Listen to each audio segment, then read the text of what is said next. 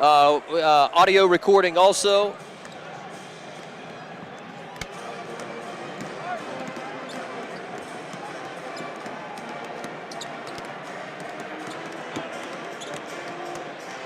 Okay, not the end of the world. That's fine. Just so you started at some point here. I mean, it doesn't, if you have the pregame on it, fine. I mean, I know it's probably going to be easier to remember that way, but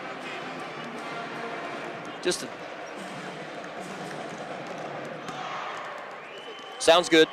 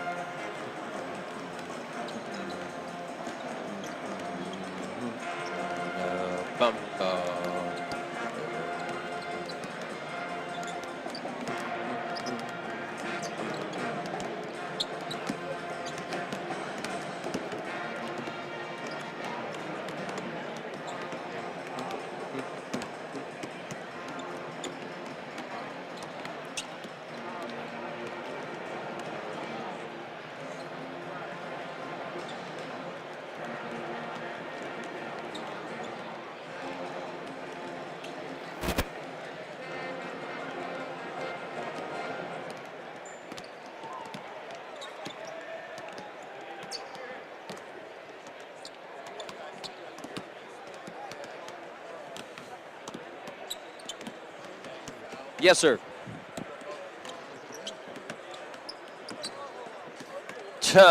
No. You'd have to call him. Call Joel's phone. Yeah, call Joel and you'll have him.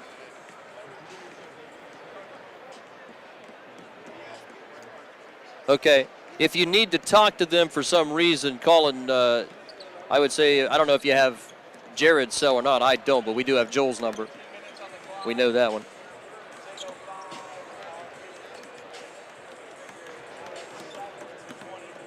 All right. Just about 4.5 minutes.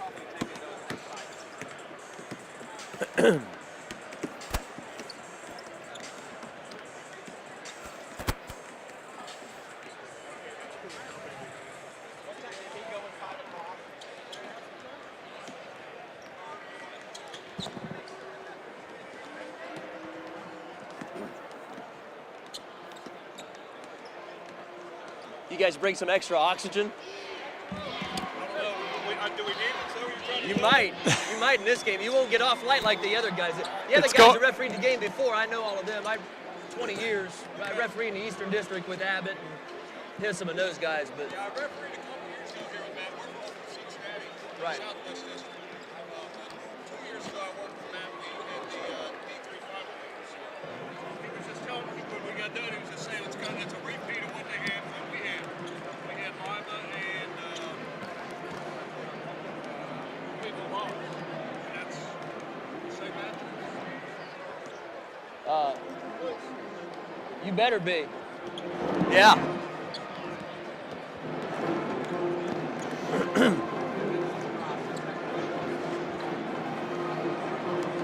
Yep.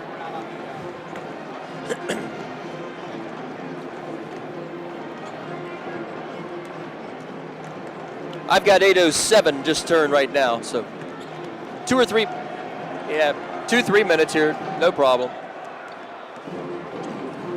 I would say probably we'll go with 3-minute blocks in this pregame, We'll do at least 2 3-minute blocks and cut this down to 15, 14 minutes somewhere there. A couple of threes and a 2-minute block if we can, something like that. But we'll try and knock off a couple of big blocks here if we possibly can. First break will go 3 minutes for sure.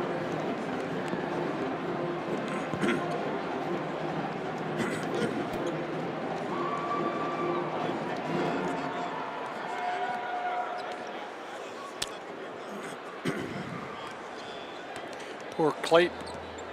Yeah. Hit it. Clayton Lake is working up quite the sweat. I mean, Kind of like he's real- you. No, he's really excited. Watch him. The Lakester. He's got sweat. He's got it pouring down his face. No, I mean, you would think he's playing in a game. He's out here to lose some weight. Bring on the Rockets. Okay, Jared and Joel, how we looking? Thumbs up. Okay, are we streaming yet?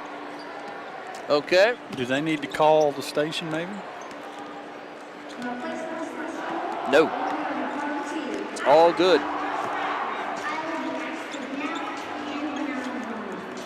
We are streaming this on yourradioplace.com as we have the last 5 games.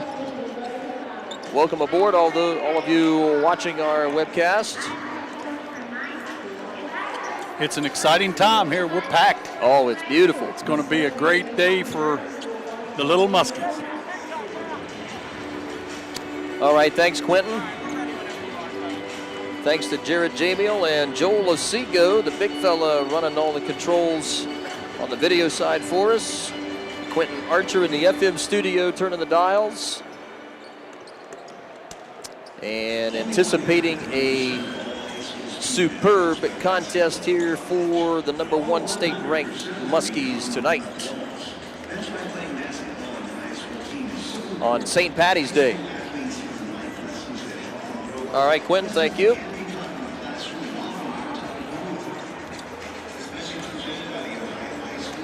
Dave Davidson, Mark Withrow, here from the Schottenstein Center, Value City Arena, Columbus, Ohio.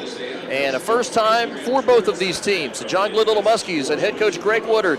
First trip to the Final Four in school history, and they want to make the most of it here tonight. Still ranked #1 in the state at the end of the regular season by the AP poll. A 26-1 record overall for John Glenn, and facing the Bay High School Rockets near Westlake, Ohio. And the Bay High School Rockets 24-3, third year head coach Jared Schetzer at the helm for Bay High School. Mark Withrow, as we've been anticipating this contest here for nearly a week now. It was really a great time in Athens to get past that regional final barrier, and now the Muskies have their sights set on something much higher than that. And very businesslike as they came out to take the team picture at the Ohio State logo and warming up, and they're getting ready to play this thing. We already know who's going to be in the first part of state championship tomorrow, as St. Vincent St. Mary came away with a convincing 85-68 win over Cincinnati-Aiken. And now it's time to put the other part of the puzzle together. And it's going to be a fast-paced basketball game. Two teams that are very similar, like the pressure, like to get up and down the court, and it plays right into John Glenn's hands. And it's just going to be an exciting basketball game. Boy, here we are live. It is beautiful. John Glenn, we'll talk about them first here before we go to break. Really, as you said, Mark, I think the key word has been businesslike through their first 5 games of this tournament. They have taken nothing for granted. The weaker opponents that they disposed of in the first 3 or 4 games by really 27-plus points or more. And, of course, a 20-point win over DeSales in their regional final game last Saturday evening in Athens.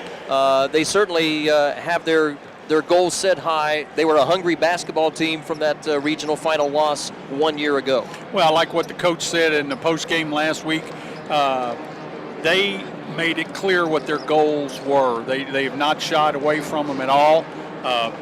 the thing that impressed me about their win last week, not only that it was a large margin, but the fact that even when adversity hit, they never changed their expression. They continued to focus. They let the coaching staff take care of any kind of adverse situations, and they just kept pressing, and that's what they've got to do if they want to come away with the big trophy at the end of this tournament. And for John Glenn, of course, the 5 starters, it's really been a balanced effort all the way through this tournament for John Glenn. Of course, we usually talk about Matt Weir, Drew Rackley, and Tanner Slack when it comes to the scoring for John Glenn, but there's so many other things that this team does that includes the other, total of 7 or 8 players in Greg Woodard's rotation. Well, no doubt, and they've got to all come in and they've got to do their jobs for them to be a complete team. They've got people that scrap, and you don't see it in the scoring, but like Blatt does a great job knocking going for 50-50 balls, getting in there and mixing it up for the offensive rebounds. Maybe not getting the rebound,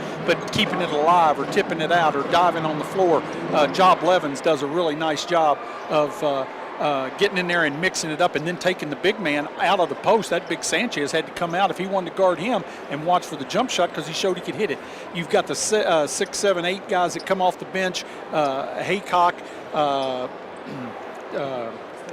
Zach Harper, those guys come off the bench. Matt Meinert, they add things. Matt Stewart, and they don't lose. It isn't that they play a whole lot of minutes, but they're able to come in and spell the starters and not lose very much, and that's very, very, very important as we get in the upper echelon of basketball here with this particular game, the region finals, this game, and then possibly, if fortunate enough to play in the finals. Even though Drew Rackley was the player of the game Saturday night with a 31-point effort, really the two that stand out in my mind was Austin Blatt and Matt Weir and the work that they did at both ends of the floor. Oh, and defensively, of course, everything I think is predicated on their defense.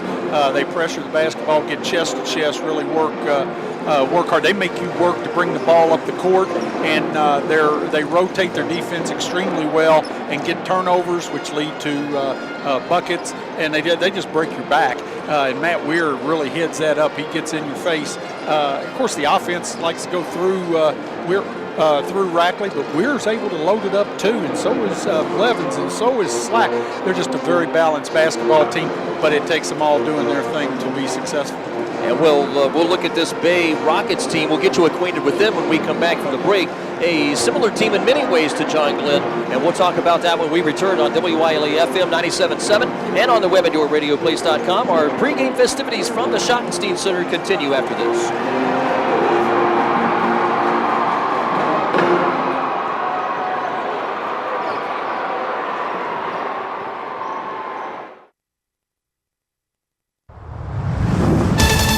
ABC Sports presents John Glenn High School Basketball.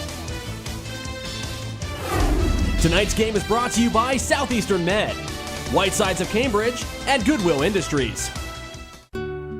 Since 1952, Southeastern Med has been your community hospital, providing comprehensive, affordable, and patient-centered care for you and your family. Southeastern Med is a proud supporter of our local youth and their involvement in athletics.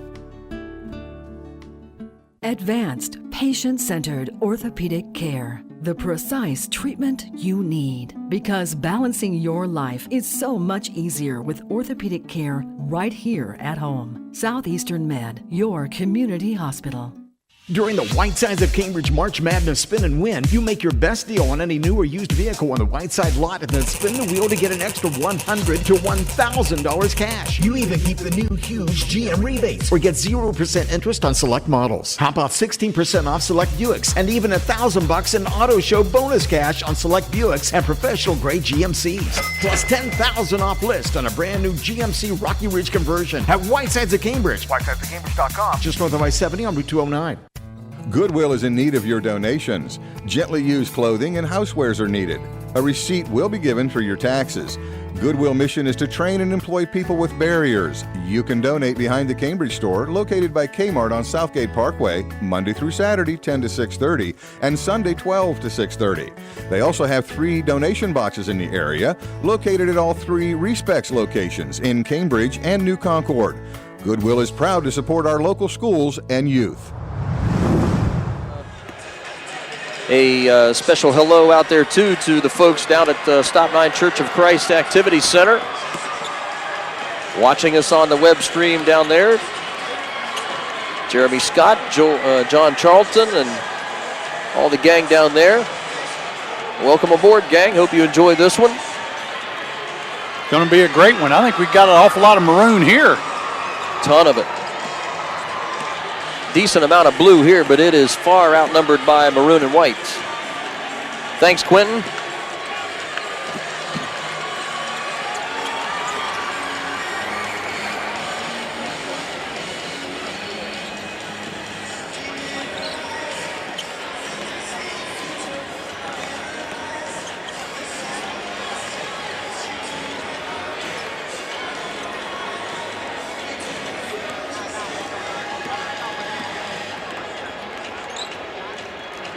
Thanks again to Quentin Archer back in our WILE-FM studio. Joel Lasigo and Jared Jamiel running the webcast videos for us again here on this night on yourradioplace.com. Happy St. Patrick's Day to everybody.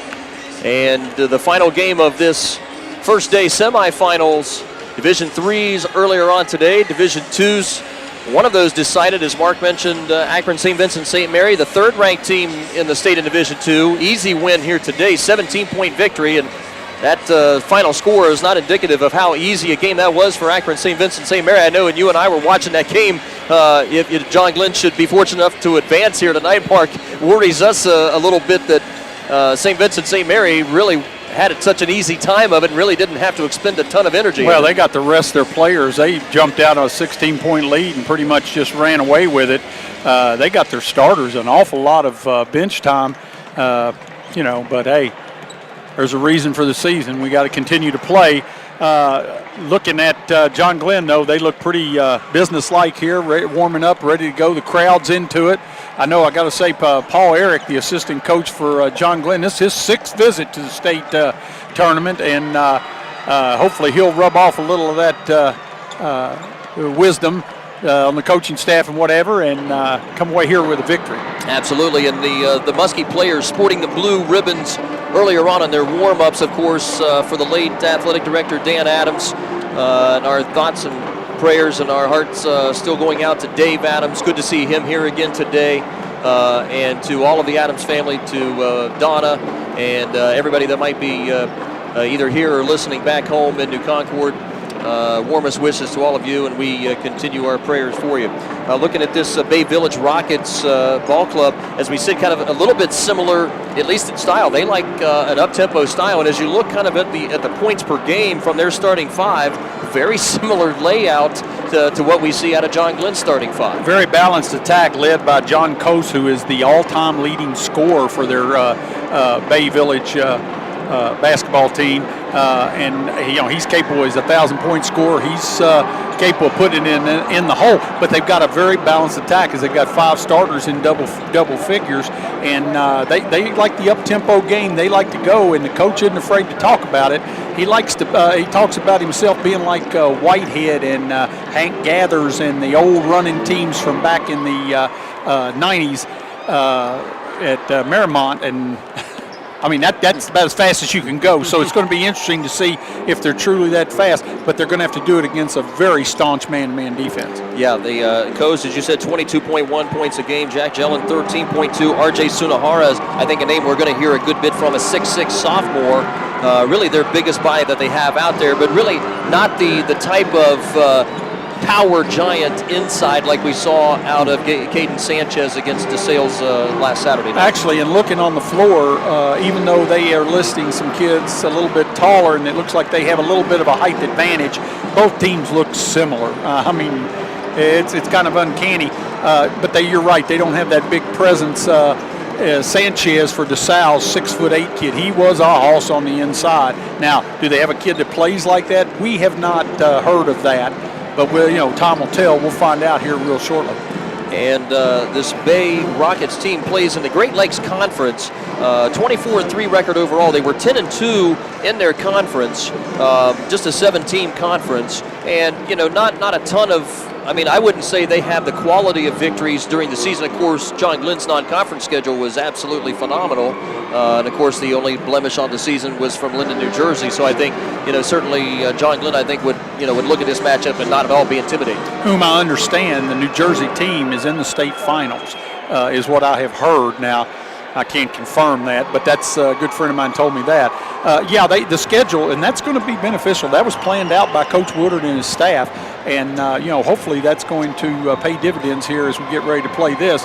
But both teams have had a tough road to get here, and even though they haven't beaten teams quite as bad as John Glenn has beaten some of their teams, they've still won with comfortable margins. So I'm looking for a great basketball game. Absolutely. The Bay Rockets at 24-3. The John Glenn Little Muskies 26-1, ranked number 1 in the state of Division II. Trying to get past this St. Patrick's Day semifinal match and advance on to Saturday. It would be a 2 o'clock tip-off on Saturday here from the Schottenstein Center as Akron St. Vincent St. Mary's awaiting the winner of this one here tonight. We'll continue our pregame festivities with the starting lineups and the tip-off of this state semifinal in Division II as Mark Witho and I return on WILE-FM and on the web at yourradioplace.com in just a moment. All right, a 3-minute block here again. And the Little Muskies have been won for John Glenn High School.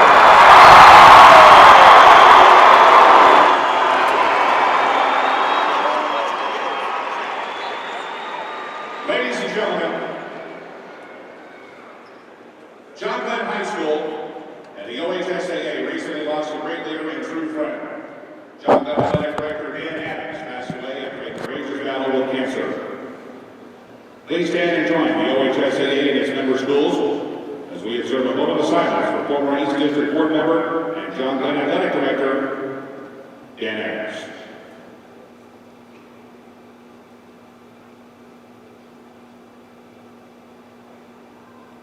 Thank you. Ladies and gentlemen, we live in the greatest country in the world with freedoms like no other. To honor America and in respect for all who have served our country to defend the freedoms we enjoy, we ask gentlemen to remove your hats and everyone please stand for the singing of our national anthem. Students in Ohio schools excel in more than just athletics. Some of the best and brightest musicians are students in our member schools performing the national anthem tonight, the Gibson Quartet.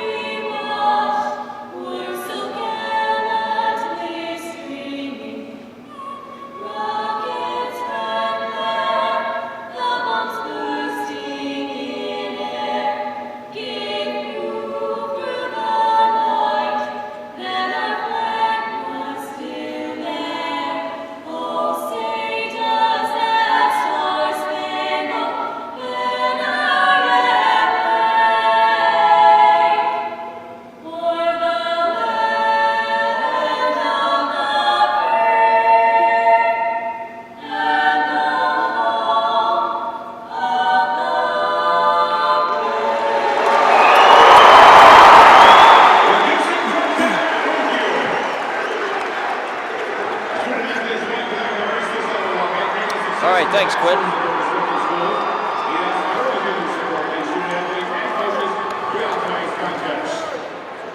Officials in tonight's contest have dedicated themselves to excellence and worked hard to prepare themselves for this assignment. They all have requirements. Welcome back to yourradioplace.com on our web stream here on this St. Patrick's Day semifinal in Division II as Bay Rockets and the John Glenn Little Muskies squaring off. Bay Rockets tonight, the visitors in the blue jerseys, red and white trim, and the starting five for the Bay Rockets at 24-3, and head coach Jared Schetzer, 22 points per game scorer, 6'1" senior John Coves.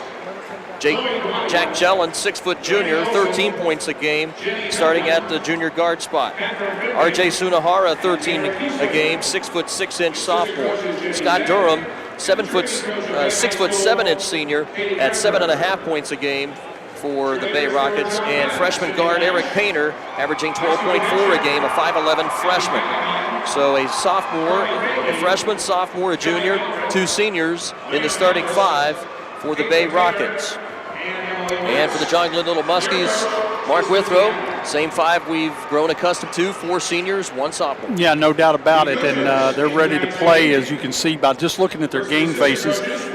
Starting off things, Austin Blatt, a 6'1" guard, he's a senior. Tanner Slack, number 32, 6'4" senior. Drew Rackley, number 33, a 6'2" senior. Matt Weir, number 55, a 6-foot senior. And Ja Blevins, 6'4" sophomore. So again, it's Blatt, Slack, Rackley, Blevins, and Weir starting for John Glenn Little Muskies.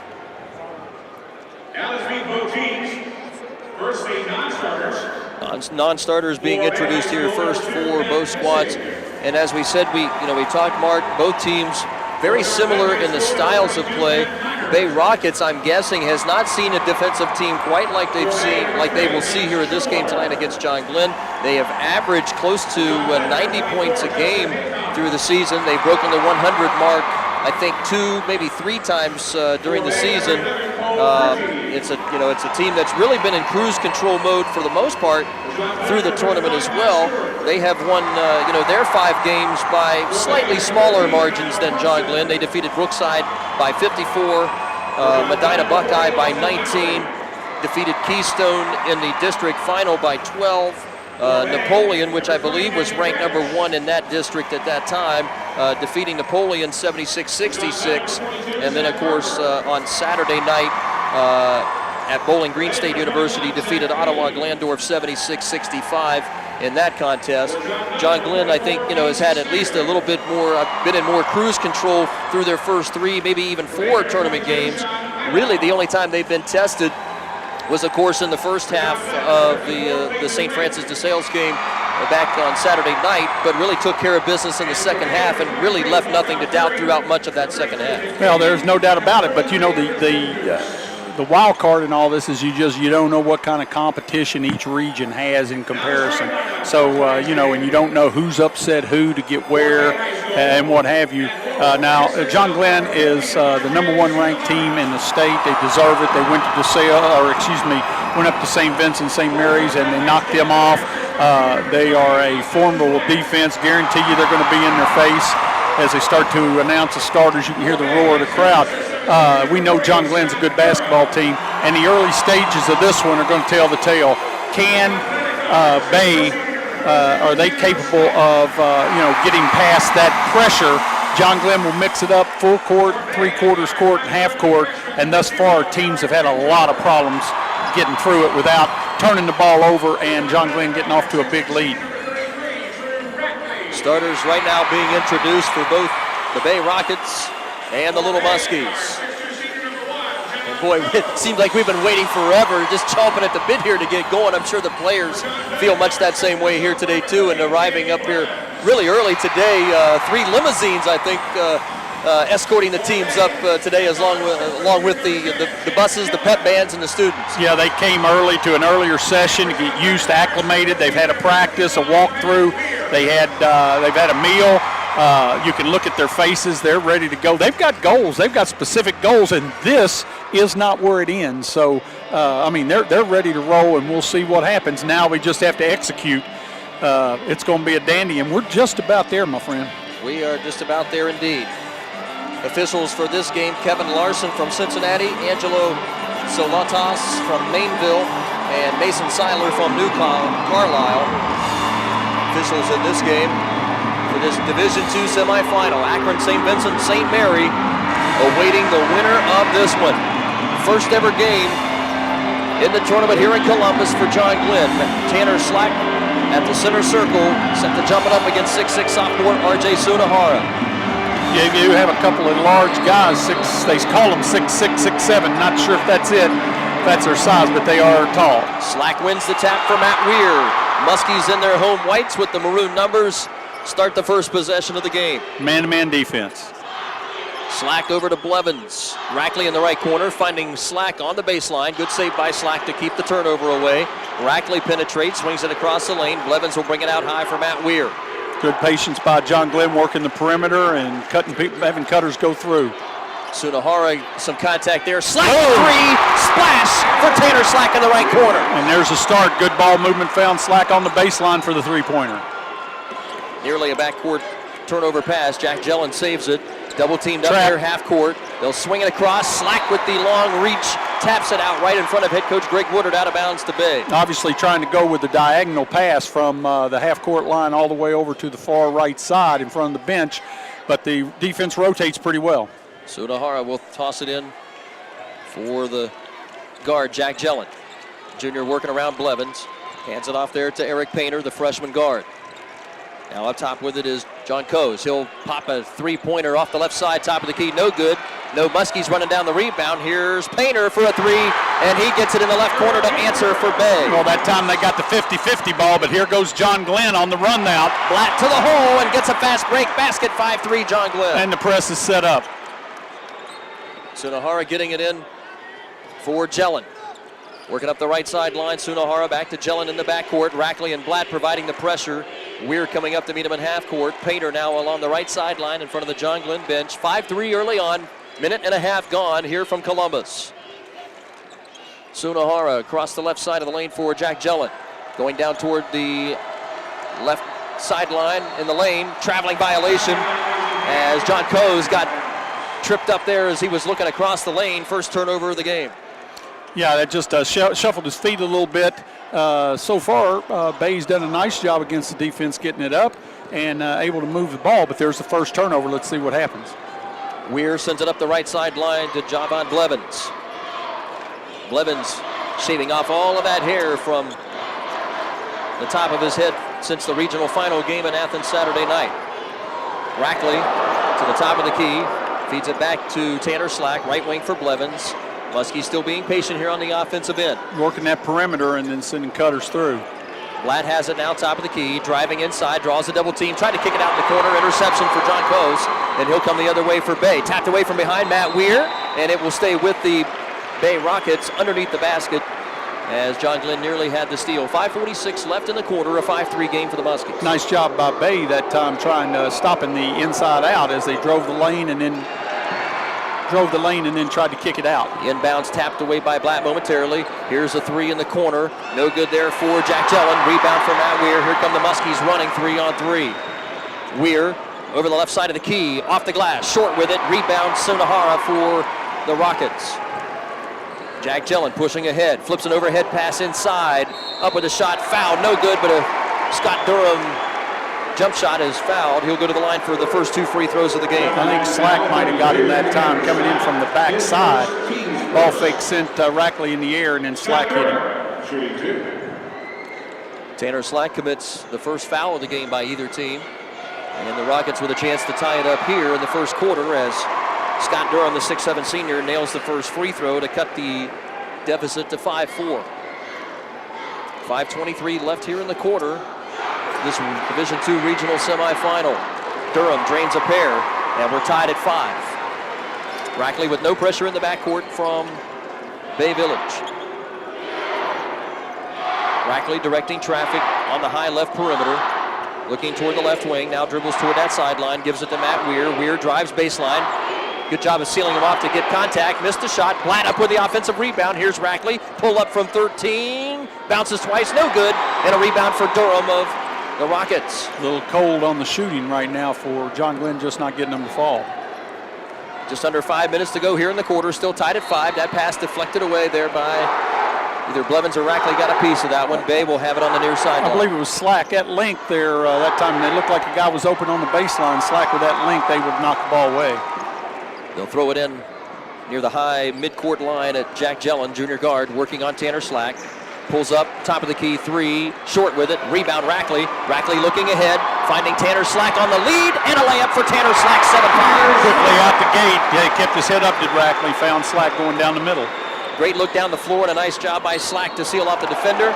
There's going to be a reach-in foul on Matt Weir as Sunahara got it across the timeline. That'll be team foul number 2 on John Glenn, first on Weir. It looks like it's going to be a tightly called basketball game. There's really not as much physical contact on the last 2 fouls, and they'll have to adjust to it. Sunahara will toss it into junior guard Jack Jellin.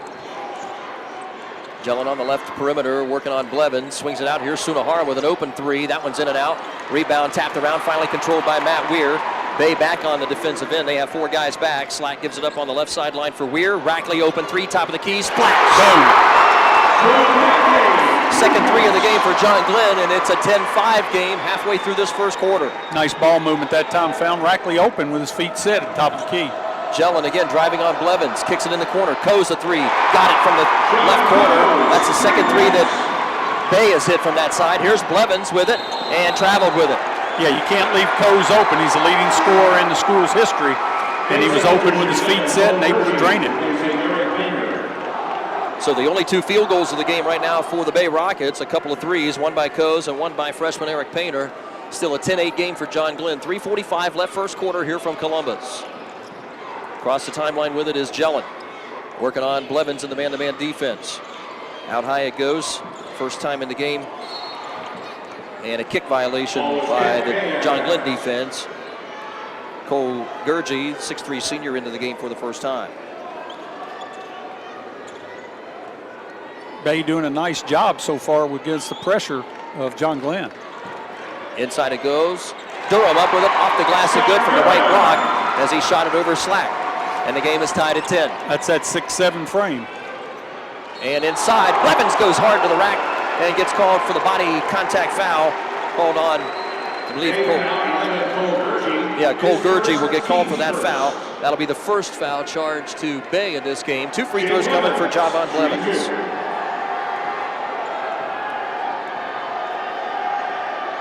And the free throws for Blevins. That one's in and out.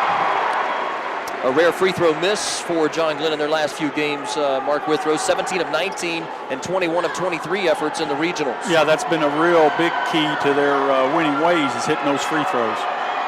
Blevins' second toss. That one's too hard off the back iron, and a rebound for Scott Durham of Bay. So we remain tied at 10, 3:15 to go here in the first. Jellin across the timeline. Into the corner it goes for Coes. Skip pass over the top. Right side 3 for Gurgey. Got it. That's 3 threes in the game now for Bay. They have a 13-10 lead and their first lead of the game. Skip the ball over the defense. Rackley deep water 3 off the left side, no good, and a rebound for Sunahara. Jellin again will handle it in the backcourt. Tapped away by Blevins. And, oh my, Jellin got away with a push in the backcourt. Here's Sunahara ahead, all the way into Scott Durham, and the bucket's good. And Bay was very fortunate there. They got away with a big-time push off on Blevins. Yeah, no call. 15-10 game, Muskies down 5. Matt Weir up top with it for Tanner Slack. Pump fakes the 3, gives it up to Weir, right side. Weir penetrates, takes the contact, goes high off the glass with a tough shot for Matt Weir, his first points. Yeah, nice job. Showed his strength that time using his right hand on the drive. 15-12 game for Bay Village. Jellin working on the right side, gives it up to Gurgey. Gurgey guarded there by Weir. Weir with another pretty tough defensive assignment. Skipped over the top left for Sunahara. Runner in the lane from 13 is no good. The 6'6" Sunahara with the rebound. That shot won't go. Sunahara got it again. Lost it momentarily. Whips it behind his back. Saved there by Coes. 3-point shot way off the mark. Missed everything high off the glass. And a rebound for Austin Black. Yeah, right now Bay's getting those 50-50 balls. Rackley penetrates. Offensive foul. Rackley called for the charge on Cole Gurgey. And Rackley charged with his first personal foul. That'll be the team's third against John Glenn here in the first quarter. 1:43 remaining. Zach Harper and Matthew Stewart into the game for the first time. 15-12 game for the Rockets. Yeah, going to be important that these guys coming into the game right now hold their own, if not gain some ground. This is what's been important for the Muskies all year long. And Kyle Thompson, 6'3" senior, newcomer into the game for the Rockets. He will throw it inbounds in the backcourt. for Jack Jellin. Jellin has it easily up the right side into the front court. Swings it ahead to the right side and threw it right into the hands of Tanner Slack. Slack racing coast to coast, flips it up, missed it. Rackley follows. Nice job by Rackley on the follow. Nice job by Slack to get the steal. Here comes Bay the other way. Gurgey's pass down low for Durham is at the ankles, and a turnover forced by good hustle defense back by Tanner Slack. Yeah, nice job. They're picking up the pace a little bit, and they have to, because right now Bay's taking the fight to the Muskies. 15-14 game for the Rockets by 1. Minute 15 remaining here in the first quarter. Weir again trying to go give and go with Zach Harper, and an interception there for Cole Gurgey of the Rockets with a Muskie turnover. Nice defense that time. Dumped into the high post. Durham up with it high off the glass. Tough shot, and got him in with a double team as Durham now has his 4th point of the game, and it's a 17-14 lead with just under a minute to go. Slack over to the left wing for Matt Weir. Weir gets a screen from Harper, looking across, sends it right for Stewart. Back to the top side, Matt Weir. Slack on the left wing above the 3-point arc. With the dribble, flips it across right side for Rackley. Now back to Harper. Harper with an underhander to Stewart as they'll run a little weave outside. Here's Slack with an open 3. That one's no good. And the rebound for John Coase on the backside. Here come the Rockets up by 3 with under a half minute to go. Durham top of the key. Pass deflected by Slack. And he comes up with another steal. Rackley to Slack. 2-on-1 the other way. Matt Weir flying to the basket with a good bucket. Matt Weir. Yeah, nice defense that time, and then looking ahead, getting it back. Rackley able to get the ball cleared and then up to Slack and on to the back bucket for Weir. Thompson double teamed in the backcourt momentarily. Jellin with a wild pull-up 3 there. Weir flips one 3/4 court and just off the right side, no good. At the end of the first quarter here in Columbus, Bay 17, John Glenn 16 after 1 in an electric first quarter. Our coverage of Muskie basketball continues on WILE FM and on the web at yourradioplace.com after these messages. 1 minute here, please. Quentin, thank you. All right. Joel Lasigo and Jared Jamiel running the videos for us. How we doing, fellas? Looking good. All right. Love it. Welcome aboard, everybody watching on our webcast here tonight. Again, we will have that available for our FM listeners. It will be available at around 10 p.m. tonight. We will replay this on the video webcast on yourradioplace.com. It's right on the homepage. Just scroll down about a half a page. It'll be right in the center of our homepage on the YouTube window. Easy to find. Just click on it, and you'll be all set to watch this one here from the Schottenstein Center.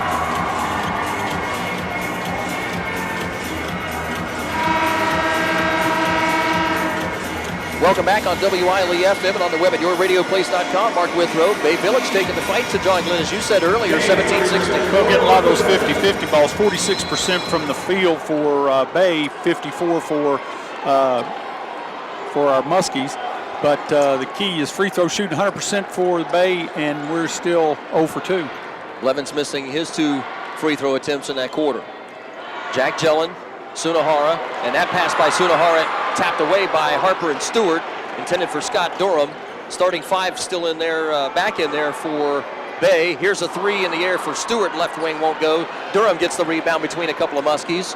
Jellin sends it ahead to the left corner to Eric Painter, the freshman. Back to Jellin on the left wing. Jellin penetrates baseline and feeds it inside to Durham. Missed the shot. Weir fights for it and gets it outside to Drew Rackley. Baseball pass ahead for Matt Stewart. Blocked by Sunahara, but Sunahara creamed Stewart from behind, and he gets called for the blocking foul. Bay fans don't like it, but certainly Bay has gotten away with a couple pretty good solid contact fouls already in this game. John Glenn gets the benefit of that one, and Stewart goes to the line. Well, he did get him with the body. It was a nice look up on top, but if you saw the body, ran him into the standard there.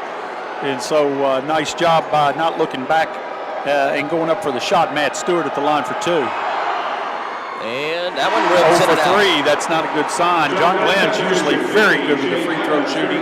0 for 3 up this point. Well, and you wonder too, in a setting like this with so much room behind the basket, we've talked about it before. Of course, the Muskies are used to the Athens environment there at the Convo. A little different venue, yet still here at the Schottenstein Center. Yeah, for sure. The depth perception's different here. And that one's off the back rim, no good for Stewart, but Slack is there with the long offensive rebound, and he'll pull it back outside as Stewart gives it to Matt Weir. Still a 17-16 game for the Rockets. The same way we ended the first quarter. Blatt penetrates and scoops it with the right hand. That won't go. Blevins had it for a moment, but taken away by Jack Gellin. Yeah, Tapped Giovanni away knocked from behind it by away. Blevins. A steal in the backcourt. Blatt to Blevins. Back to Blevins. Up with the shot. Contact, Off the no glass. call. Won't go. And out of bounds. Last touch by Javon Blevins. It goes to the Bay Rockets. Wow, a lot of contact, no call. 6:51 left here in the first half. And both teams still scoreless here in this second period. Bay leading it by 1. And this Gellin does a nice job with his upper body. He's a strong kid. He pushes off every time to get open. Here's a pull-up shot for Painter, the freshman. Left that one way short, but the rebound deflected outside by Bay to Gellin. There's Slack with another steal. Slack racing to the other end of the floor and uses the body to shield out Gellin with the layup. Great finger roll by Slack and another steal. 7 points in the game for Tanner. Well, I'm quite honest, Gellin got physical with him there and could have been a foul very easily. 18-17 game. Greg Woodard Gellin working push those off of that, officials on that far side. Here's Painter with a deep water 3 splash from the right These side. guys can shoot the basketball. Painter's second 3 of the game. The freshman has 6. And the Rockets take the lead back at 20-18. 6 minutes left here, first half. Across the top of the key is Weir. Getting a high screen, finding it. Nice give and go play with Austin Blatt as he ties the game. Blatt with 4 points. Matt Weir's first assist of the game. Yeah, nice look by Weir. Sunahara will bring it ahead. From behind, Tapped away from behind. Blatt knocked it away. Here's a 3-on-2. Slack pull up 3. Bang! Stop. 3 guys under the bucket. Timeout Bay. And Tanner Slack playing with a ton of confidence here in this first half from Columbus. 10 points in the game to lead John Glenn. And the Muskies on top 23-20. 5:42 left here in this first half. Yeah, looking at the 3-point field goal percentage, 40% for Bay, 50% for John Glenn. Bay has attempted 4 for 10. Obviously, the strength of their game is their shooting. And John Glenn 3 for 6. But that free throw percentage is what's bumming me out right now. 2 for 2 for Bay, 0 for 4, and that's just uncharacteristic of John Glenn. Rebounding's 12-9. Bay's got the advantage right now on that. Turnovers, 8 turnovers for Bay, 4 for John Glenn. So typical game, exactly what we thought. Very evenly matched basketball teams. Going to be a war. Bay Village right now 4 3-pointers in the game. 2 by the freshman Painter, 1 by Gurgey off the bench, and 1 for top scorer, 22 points a game scorer, John Coase, 6'1 senior. The only 3 points he has in this game. Coase up the left sideline, racing into the front court, is going to be fouled from behind. Got a gentle nudge, and they're going to give him the 2-shot foul as he was going to the basket in the act of shooting. That'll be the 4th John Glenn foul this first half. I think they called that on Weir. So right now, Blevins, Weir, Rackley, and Slack all with personal fouls for John Glenn, and a good free throw for John Coase to take the deficit down to 2. 5:36 left here in the first half. Second free throw coming, bounces 3 times, and up with it, and good again. John Coase with 5. 23-22, John Glenn here in Columbus. Division II regional semi with Akron, St. Vincent, St. Mary waiting for their opponent at 2 o'clock on Saturday. Weir to Blevins on the left wing. Blevins penetrates the key, pulls up the foul line, deals it back to Weir. A 3, good again for Matt Weir. Nice inside out. Blevins took it inside and then kicked it back out to Weir. Weir had his feet set and nailed it. Both teams starting to catch fire now from the perimeter. Sunahara to the foul line, dumps it down low. Scott Durham with another easy bucket. Yeah, he That slid gets in him behind into the the game. defense on the baseline. Ahead it goes Muskies with an easy bucket the other way. As Blevins beats the defense back for Bay, and it's 28-24, John Glenn. Deflection in the backcourt. Slack deflected it. Rackley with a steal. Slack a 3. Boom! Nice defense is the defensive pressure we talked about. Almost another steal. Now they got to get back. Coase into the front court. Splits 2 defenders. Flips up the jump hook. Out of bounds. Last touch by Bay. It goes to John Glenn. Nice hustle that time by John Glenn on defense. They tried to get the steal, missed it, then they had to play catch up and came down, did a nice job of getting back on defense.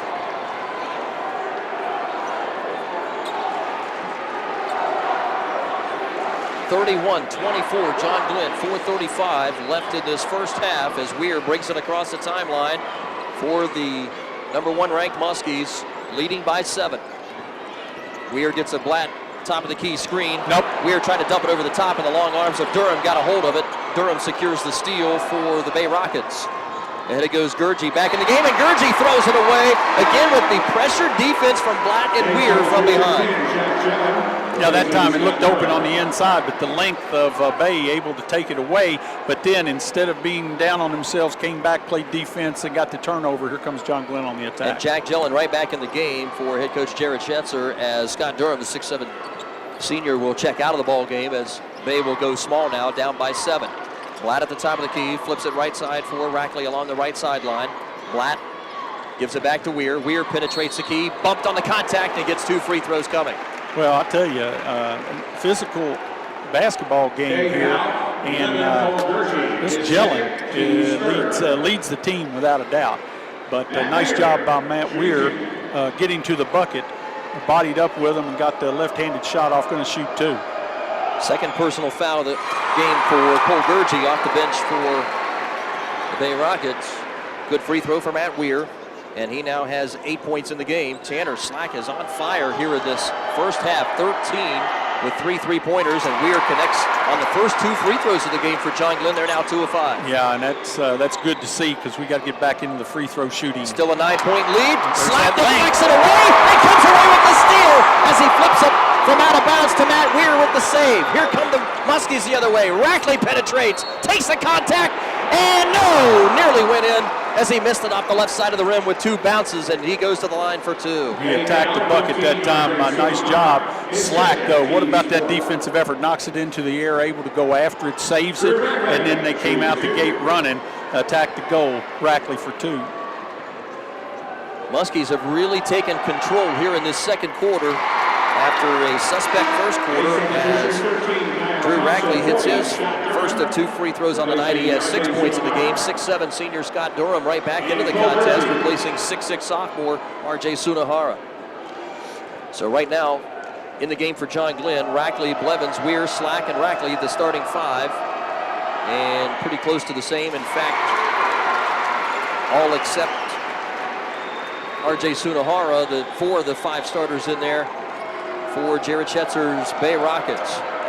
Jack Gillen penetrating the right side of the key. Long 3 from way outside by the freshman Painter. No good. Rebound for Durham. Rips it away from a couple of Muskies. And a drive and a foul inside as Painter, the smallest man on the floor, They're going to call that, I think, on Blatt. Blatt got him on the inside. I was glad that wasn't on Slack. Not that we want Blatt to foul out, but Slack went up and smacked the ball away, and Blatt got him underneath with the body. Well, the good news right now, all 5 starters have split up the 5-team fouls. Each of the 5 starters with 1 foul, as we Eric can live Painter. with that. Yeah, absolutely. First free throw good for Painter. Austin Blatt, you remember, played with 3 early first half fouls. Never did foul. Outplayed the entire game with mostly 4 fouls and did a heck of a job. Second free throw good for Painter. He now has 8 points in the game. This 5'11" freshman's got a sharp shot. And it's 35-26. Back to a 9-point advantage. John Glenn's led by as many as 11. Weir along the left perimeter, working on the freshman Painter. Swings it out for Slack. Slack fakes the 3. Runner in the lane. The teardrop won't go. Blatt and Slack fight for the rebound. Blevins comes up with it. Rackley for Weir. 3 ball. Boom! Matt Weir and the Muskies lighting it up from downtown. Their 6-3 of the first half. 38-26. Over the top. And intercepted by Rackley at half court. Just the tempo the Muskies want. Blatt a 3. Timeout. He nails another one. Timeout. Bay Rockets. And this Rockets club has no idea what hit them. Muskie defense coming up big in their full court pressure, and they have their biggest lead of the game at 15. Well, and I got to tell you, you can look at the surprise hands on the hips and stuff, and they're going to regroup. Good timeout, though. And remember, folks, this is a good basketball team, so I don't look for it to stay like this. They'll come back and give them their best shot. But John Glenn loosened up and able to hit some outside shots and able to pull away at this point. Defense is the key. You think these 4 seniors for John Glenn aren't excited to be here in Columbus for the first time? Matt Weir, 12 points, Slack with 13, Blatt with 7, and Rackley with 6. Turnovers, 12 Bay, 5 for John Glenn. So that tells you a little something. The defensive pressure has picked up and able to hit some shots. And right now, the Muskies, so far in this second quarter, with still 2:44 left to go, they have outscored Bay to the tune of 25-9 in this second period already. Yeah, well, they've been clicking. They got the great floor balance. They move the ball around. Unselfish basketball, able to find the shots. Long way from over. I figured this team, this is a quality basketball team, Bay. They can hit some shots. They're not going to give up. They're going to scratch to the end. Have to stay on your toes all the way through. Kyle Thompson is in. He'll throw it into Jack Gellin. Little zone press this time. Eric Painter, John Coase, and there's another interception by Matt Weir as Gellin tried to throw a half-court pass. Slack in the right corner for Rackley. Rackley penetrates, pump fakes, up with it, body contact by Coase, and Rackley back to the line for 2. Yeah, nice job by Rackley that time, taking it to the whole ball fake and then got in with the body. Going to shoot 2. Drew Rackley at the line, 2 for 2 so far in the game, and nails his third one. Good to see the free throw shooting coming back around for John Glenn, even though right now they have a 16-point lead just like that. Looked like things were going to be really tough and challenging in this first quarter, and it has been an entirely different second quarter for the Maroon and White as Rackley nails another, and he has 9 in the game for John Glenn. A little zone press here again, backing off the man-to-man pressure just to make them think and adjust. 2-2-1 for John Glenn. Bay gets it across into the half court. That pass deflected over the top by Blevins. Gellin saves it for Coase. Three-pointer left side won't go. Good box out by Weir, and he gets clubbed from behind by Kyle Thompson. Nice box out by Weir. He did a nice job of getting a body on number 13, Thompson, and Thompson just kind of pushed him to the side. So it's going to be John Glenn basketball. Team foul number 6 on the Rockets, so the Muskies will be in the 1-and-1 on the next foul by Bay with 2:10 to go here in the first half. 43-26, John Glenn with a big 17-point lead here in this first half. Blevins from the right wing draws a double team. Slack another 3. Too hard off the back rim at the top of the key. Rebound tapped around. Rackley had it knocked away from behind by Thompson. Long baseball pass the other end of the floor for Coase. Coase to the rim right side. Missed the layup. Tough defense again for the Muskies. Slack rebounds. Here's Rackley ahead. 3-ball Rackley. Bang! Boom! He hit it. Drew Rackley and company are on fire from long distance. 8 threes in the game for John Glenn, a 20-point lead. Yeah, nice job that time. Offensive rebound, clearing that turnover. Oh! Blevins had a tap away there, and he's going to get called for a cheapy foul up in the high perimeter. That'll be the 16th foul on the Muskies. Each team with 16 fouls in this first half now, as Zach Harper will check in and replace Javon Blevins with 2 personals. Well, and Javon will probably be out for a while as that's his second foul, so probably going to protect him as we look. 1:30 to go. Sunahara will get it into the backcourt for Jack Gellin, and Austin Blatt, as usual, just all over him. Right there. Well, and there's a push off now. They're going to end up calling Blatt on this. And see, that's Gellin. Gellin is initiating the contact with that off arm, and Coach Woodard doesn't like it. But you're going to see Blatt's not changing his facial expression, just get on the line ready to play. Second personal foul on Austin Blatt, 6'1" senior. And that'll put junior Jack Gellin to the foul line. 1-and-1 free throw. That one's no good. And the rebound, Sunahara had it for a moment. Rackley rips it away and gets the possession arrow back to John Glenn here with 1:23 left in the half. You know, Sunahara went right over the top of Weir that time. Now, I'm not saying he fouled him. I think he went over the top, right. And got the rebound. That's that length. But a very alert play by Rackley to tie up the ball and get the possession back to John Glenn. Weir over to the left wing for Austin Blatt. Zach Harper with it now at the top of the key. Over for Weir. Weir penetrates baseline. Weir hangs in the air with it. Had it partially blocked, but it's right back into the hands of Tanner Slack. Nice job by Weir to stay with it, keep it alive, and Slack alertly grabbed it. And the Muskies, all 5 of them have kept balls alive. Here's Weir, a 3 in the right corner. That one's in and out. Looked like that was halfway down. R.J. Sunahara with the rebound for Bay with under a minute to play here in the half. Coase ahead, pull-up jumper from 17, no good. Scott Durham fights for the rebound and goes reverse with it to score it with his 10th point. Nice job by Durham, get that reverse Slack leaks out all the way down the floor. Slack drew some contact inside and gets the two-shot foul. He was surrounded by 3 blue jerseys right there. Slack, good job by the Muskies here pump faking, because every time they do that, they're getting those interior players for the Rockets up in the air. Yeah, and he got him up in the air and then went into him, get the foul. Going to be at the line for 2. Tanner Slack has had some kind of a first half so far, his first trip to the foul line, and he rattles the first one in and out.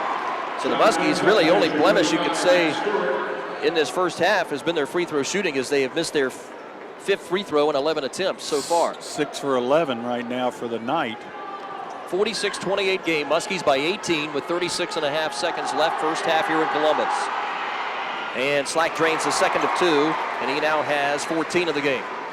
Jack Gillen will handle it in the backcourt with 34 seconds for the Rockets. That pass deflected by Stewart, going over the top, but Painter saves it and then throws it away toward the left corner as Coase could not come up and save it again. This pressure defense by John Glenn is just coming from everywhere. Well, and there were 2 guys on this side of the floor, and I'm not sure which one. They both started to go to the basket, and the young freshman just threw it out of bounds. That pressure, though, can create a lot of problems for you, and especially when they switch it up and go man-to-man in zone. They're on you, they're off of you, really confusing. Weir brings it across the timeline with 20 seconds. Keeps the dribble, sends it up on the high right side above the arc for junior Zach Harper. Zach Harper with a backdoor bounce pass a little too far out in front of Matt Weir. And Harper with the turnover there for John Glenn. Gives it back to the Rockets with 10 seconds, but leading by 19. Right idea, just a little bit too much of a lead. Austin Blatt will come out with the 2 personal fouls. He'll be replaced by Matthew Stewart. Little zone pressure. Gillen got the pass deflected by Tanner Slack. Slack fights for it. Won by Harper. Harper gives it to Stewart. 3-ball. Stewart off the back rim. No good at the end of the first half buzzer. And a lot of smiles coming already from the John Glenn players.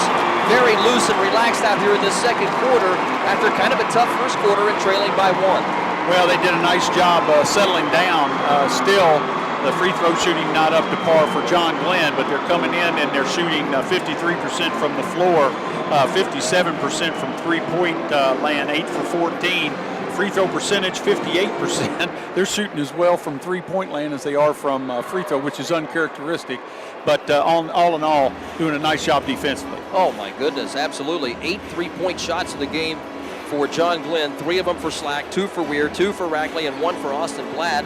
Javon Blevins is the only John Glenn player who has not scored in the game, that's been in the game. And the Muskies outscore the Rockets 31-11. 21 points off turnovers for John Glenn, only 4 points off turnovers for Bay. Rebounding 17 to 15.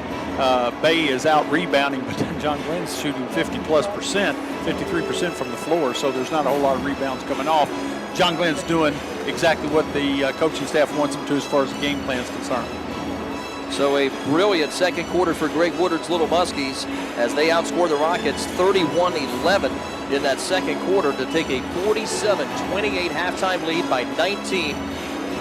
Here in this Division II semifinal from Columbus, the winner goes to the Saturday matchup, 2 o'clock tip-off with Akron, St. Vincent, St. Mary's. Our halftime festivities will continue here from Value City Arena in Columbus. Mark Withrow will bring you the full numbers at halftime as we have them when we return on WILE FM 97.7 and on the web at yourradioplace.com after these messages.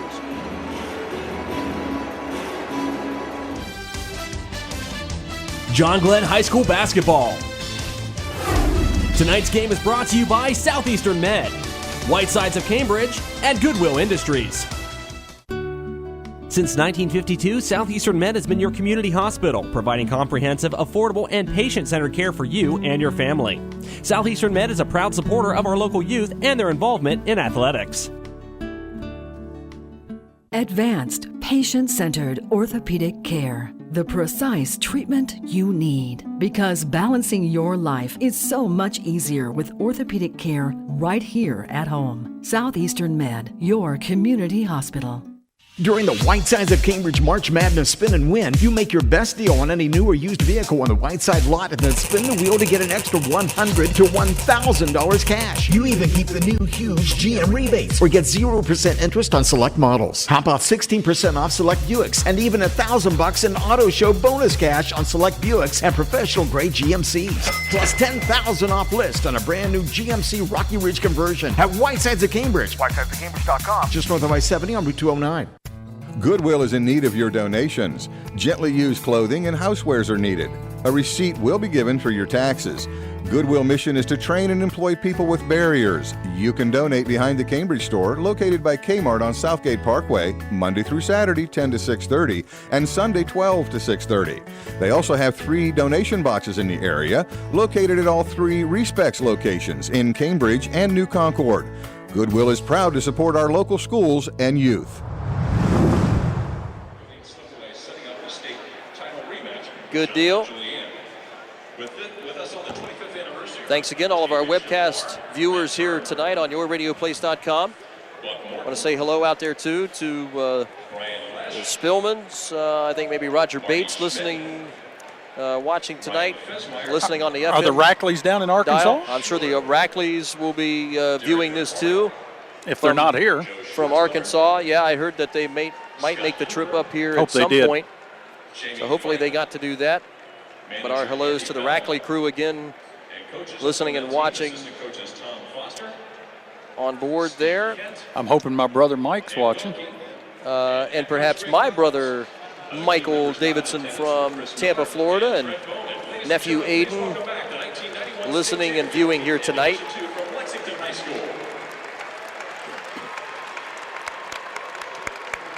Thanks, Quentin. I think that's state champs, isn't it? They say Vermilion.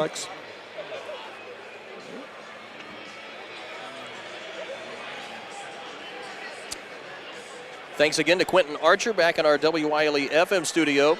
Jared Jamio and Joel Lasigo running the videos for us on our webcast. Welcome aboard, everybody. I want to say hellos out there to those that may be listening on our FM broadcast here tonight. As well, the Rackley crew, I think, still down in Arkansas, listening and watching there, web streaming us. The Spillmans, the Ingolds, and Bill Fox. Our Bull. Big Bull. Big Bull, Bill Fox.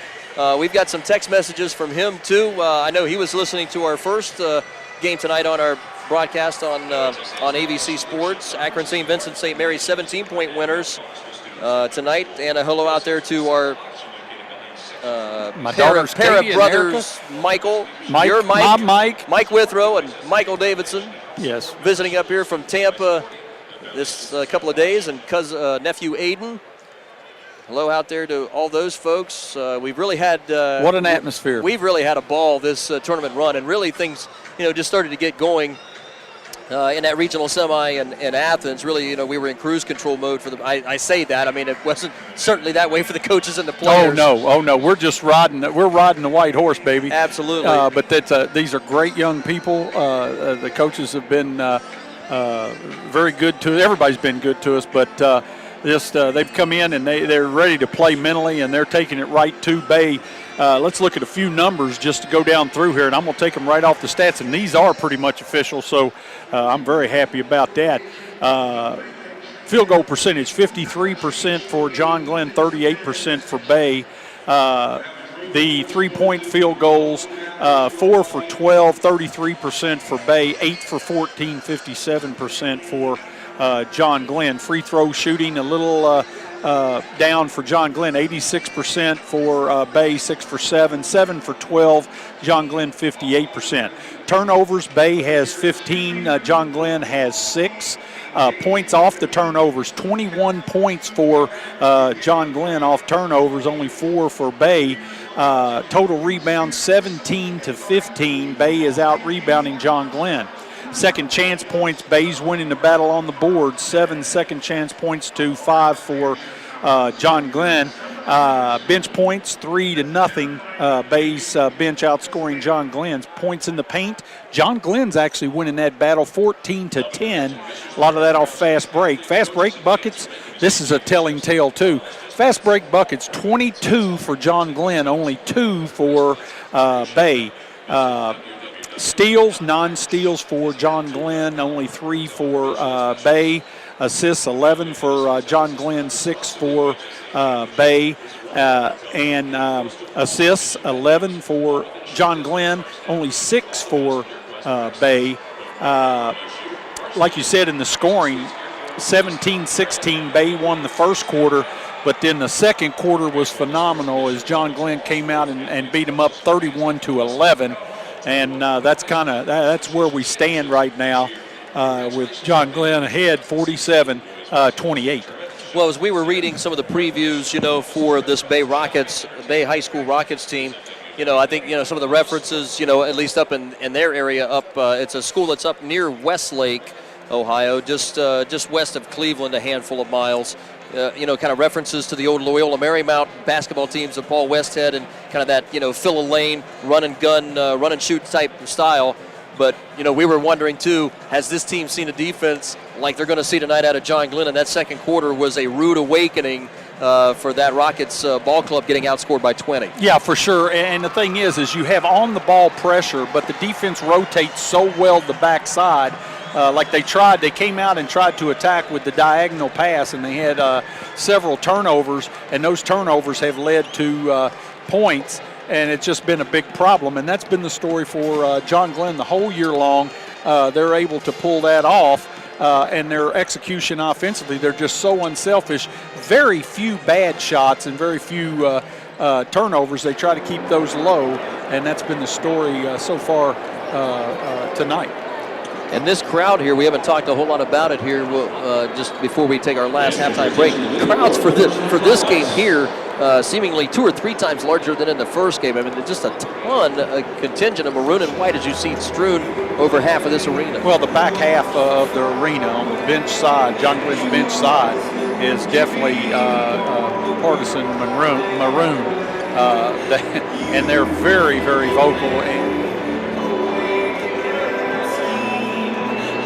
During the Whiteside Spin and Win, you make your best deal on any new or used vehicle on the Whiteside lot and then spin the wheel to get an extra $100 to $1,000 cash. You even keep the new huge GM rebates or get 0% interest on select models. How about 16% off select Buicks and even $1,000 in auto show bonus cash on select Buicks and professional grade GMCs. Plus $10,000 off list on a brand new GMC Rocky Ridge conversion at Whitesides of Cambridge. Whitesidesoфcambridge.com. Just north of I-70 on Route 209.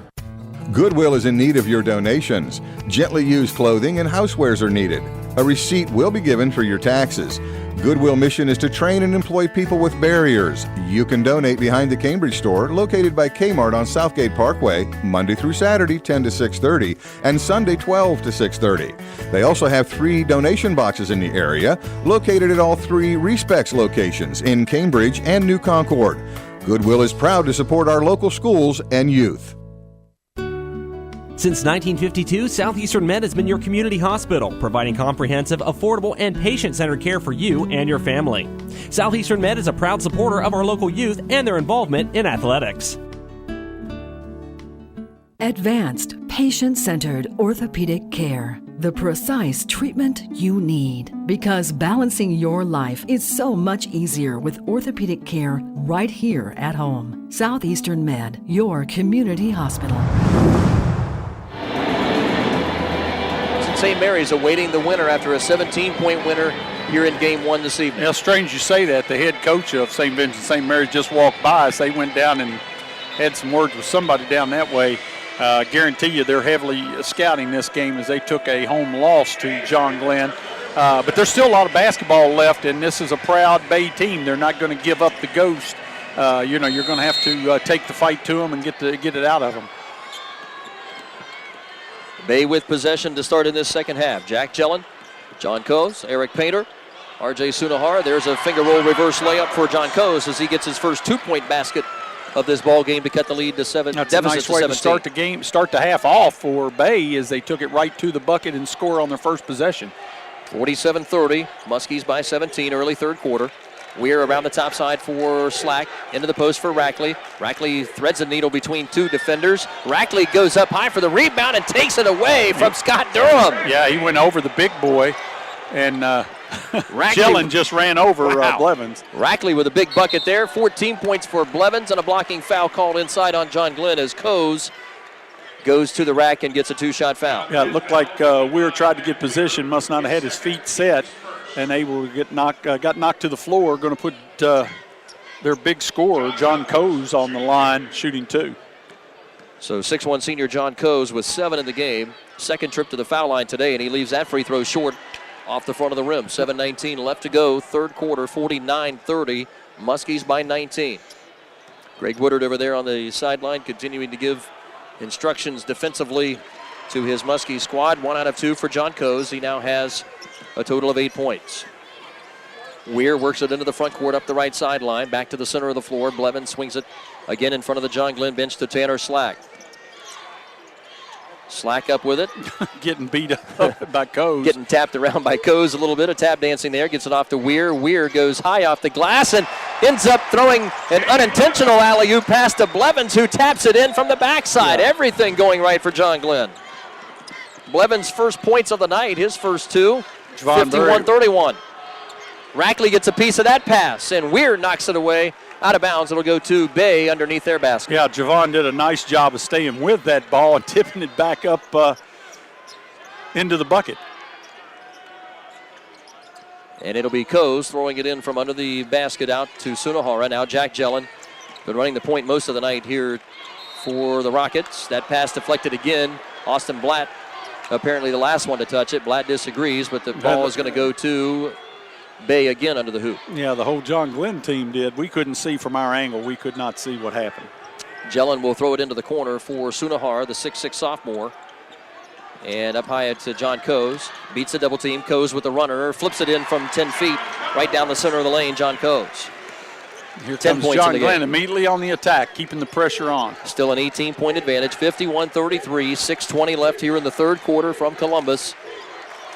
And the winner facing third-ranked Akron St. Vincent St. Mary at 2 o'clock on Saturday.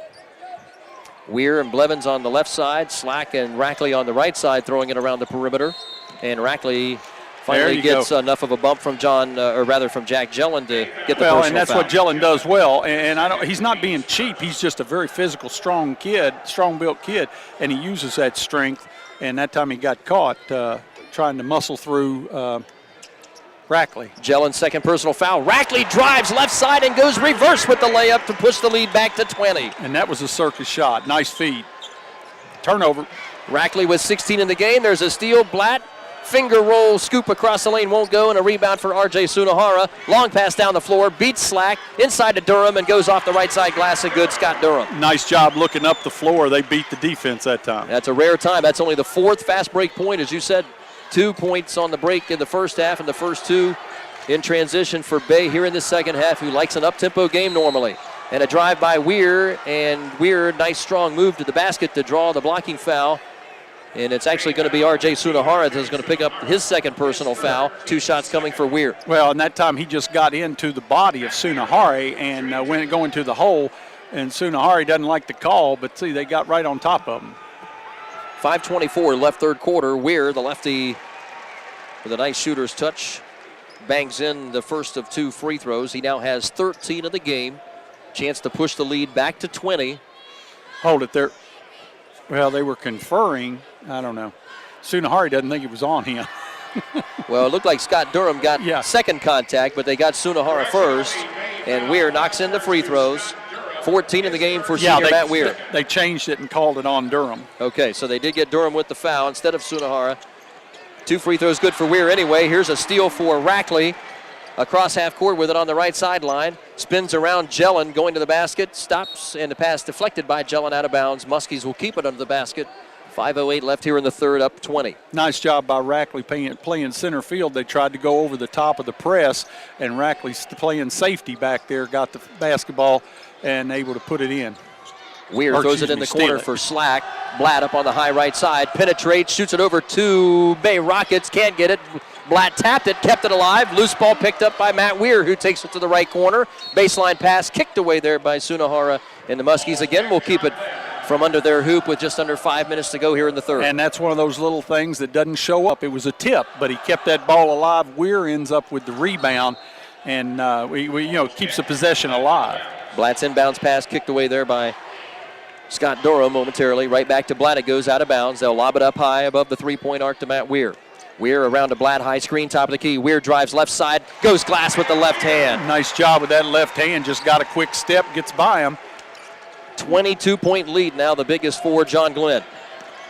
John Coes working up the left side line, going coast to coast on three. Muskies. They're going to call that on Slack. Slack and Weir. I think Slack got his hand caught in the cookie jar there as he picks up the personal foul. Tanner Slack second. And all of these personal fouls being spread out very nicely by the Muskies. 4 players with 2 personal fouls. Nobody in real foul trouble here today. Well, Kaz does a nice job. Boy, he gets down, he gets going, and I mean, he's like a fullback going in there to the hole. Very powerful. Going to come up short on the free throw. And he'll miss his second free throw toss of the day. 3 for 5 on the evening. 10 points in the game for John Coes, 22 points a game score. You can see certainly while he is the leading point scorer in Bay High School history as he knocks the second of 2 down. And the lead is 21 for John Glenn. 4.5 to go here in the third from Columbus at the Schottenstein Center. Rackley toward the top side on the right wing for Blatt. Underhand pass back for Weir. Oh. 3, and Weir splashes his third 3 of the game. That was a set play. Blatt looking for Weir coming across, and he just got his feet set, and the lefty drilled it. And I'm sure Akron, St. Vincent, St. Mary watching, hoping that John Glenn does not shoot that well from the three-point line should they meet them on Saturday. Here's a miss by Painter in the paint. Here comes Weir the other way, 4 on 3. Weir coast to coast, finger roll no good. Blevins with the tip, no. And Sunahara comes up with the loose ball rebound ahead to John Coes up the left sideline. Coes drives a little bit out of control. And they're going to get the Muskies with a foul there as Coes got the benefit of the doubt on that drive with just under halfway gone in this third quarter. Yeah, they're going to call. That's third foul on Slack, so I look for him to come out as it looks like the second wave's getting ready to check in. Harper and Stewart waiting at the table. John Coes will hit the first of 2. He is now 4 out of 6 from the foul line. And 12 points in the game now. Blevins and Slack out. Stewart and Harper in. John Coes, 6'1 senior, with 12, and now make it 13 as he hits on a pair of free throws. 60-38. Muskies in command here by 22, just over halfway through this third. Weir across the timeline with no pressure.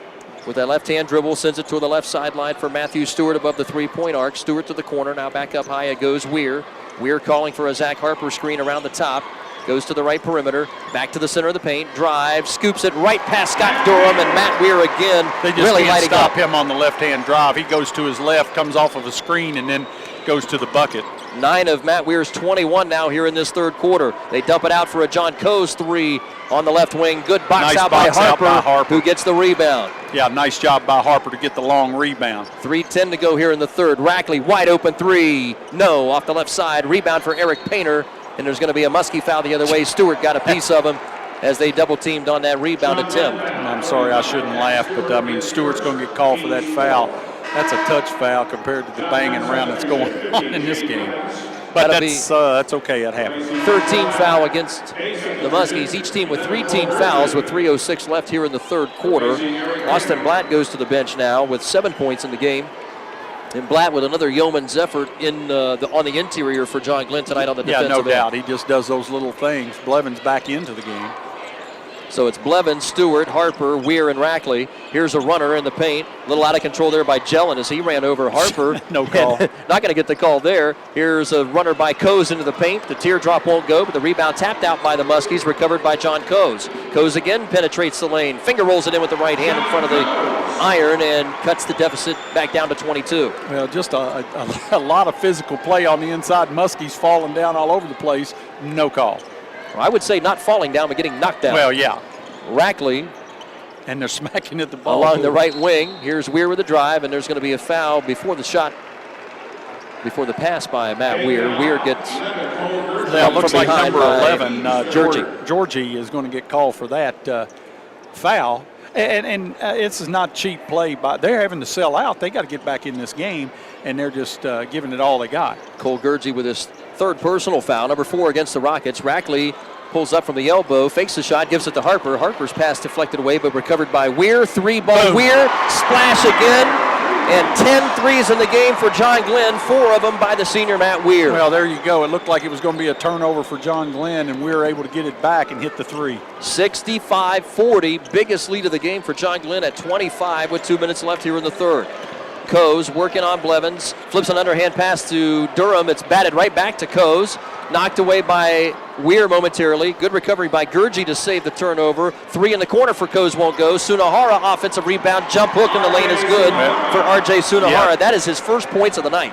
Too many opportunities there for Stewart inside, pump fakes, can't get it to go. Shot blocked, tapped outside by a diving Gurgey, who gets it to John Coase in the front court. 2-on-4 break for Coase. Coase goes through 2 or 3 Muskies. I think John Glenn's going to take a timeout here. Greg Woodard wants a 30-second timeout, and he'll get it. That was a nifty move by the Bay Rockets top scorer John Coase, 6'1" senior with a nifty up and under to give him 17 points on the evening to lead the Rockets, but John Glenn still on top here late in the third by 21. Well, they're winning easily, but you can't let your foot off the gas. This is a good basketball team. They didn't get here by, giving up. They're going to continue to scrap and play hard, and John Glenn's got to keep that intensity and keep the pressure on, keep attacking.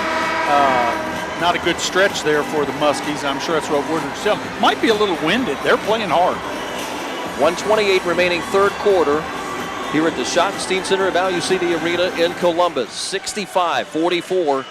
Muskies on top by 21. They've led by as many as 25 here in this third quarter. Rockets led after one, 17-16. And then the second quarter was really the telltale swing of this ball game here tonight. 31-11 advantage for John Glenn in the second quarter as they blew it wide open. Yeah, looks like we're going to get a little full court pressure here. Bay will bring up full court man-to-man pressure. Cole Gurgey with 3 personal fouls will try and hassle Matt Weir in the backcourt. Weir across the timeline toward the right side, flips it over to Blevins. Blevins cross court left for Blatt to Stewart. Now Blevins along the left baseline, out back high for Zach Harper. Blatt pump fakes, swings it in the corner. Matt Weir pump fakes a 3 and pulls it back out high right side. Nice patience by John Glenn working the basketball. They don't have to hurry things. They can work for the good shot. It's Bay that has to take, and that's not good. Blatt with a spin move, got careless with it for a moment. Coase with the steal and a fast break basket the other way. And you can't get lackadaisical with it. A You rare gotta be mistake on the attack. Rare mistake for Austin Blatt as Coase comes away with a nifty thievery there for his 19th point of the game. Nice job, nice defensive effort that time by Coase. Weir with the dribble, swings it toward the right corner for Blevins. Blevins back out high with it to Blatt. Blatt, nice job of saving that attempted steal. Here's Stewart, open 3, left corner. Stewart way short with that one. Scott Durham with the rebound for Bay. Here comes Gurgey the other way. 3-on-3 break, and he throws it right into the hands of Blevins, who sneaked down the court and got the steal. Blevins had it stolen away by Sunahara. Here comes Bay the other way with a 2-on-1. Coase with a flip shot. Finger roll in the lane for his 21st There's another point. turnover. Better Stewart get another with timeout. a throwaway steal by Jack Jellin. 2 free throws coming for Jellin now as Bay starting to get some momentum back as they cut the deficit down to 17 with 7.8 seconds left here in the third quarter. Yeah, just some sloppy play here. A couple of turnovers leading to baskets. Points in the paint now. Bay's taking over 26-24. And it's the first free throw. Jack Jellin, 6-foot junior. And that's his first point of the game. He is 0 for 4 from the field. And his first trip to the foul line tonight as he gets his first points.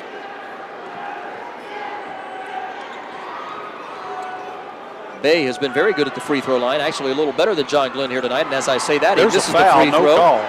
Tap away from behind by Bay. It's recovered nicely there by Blevins. 3 in the corner, slack, in and out as time expires here in this third period. Muskies out in front by 16 after 3, 65-49 here in Columbus. 8 minutes away from a Saturday Division II Finals rematch with Akron St. Vincent St. Mary's. We'll see if the Muskies can hold off the Rockets here in this fourth quarter when we return on 97.7 FM and on the web at yourradioplace.com. Bay won that quarter. Yep. 21-18. 1 minute here, Quentin. Thank you. 21-18. Is that right? Yep. That's what I got.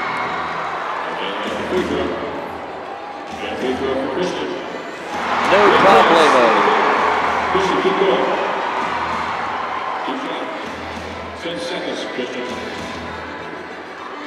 Kid from John Glenn hit the three-pointer already. I'm trying to see who that. Looks like Nathaniel Bennett, but I don't know if that's him or not. I can't tell with that hat on backwards.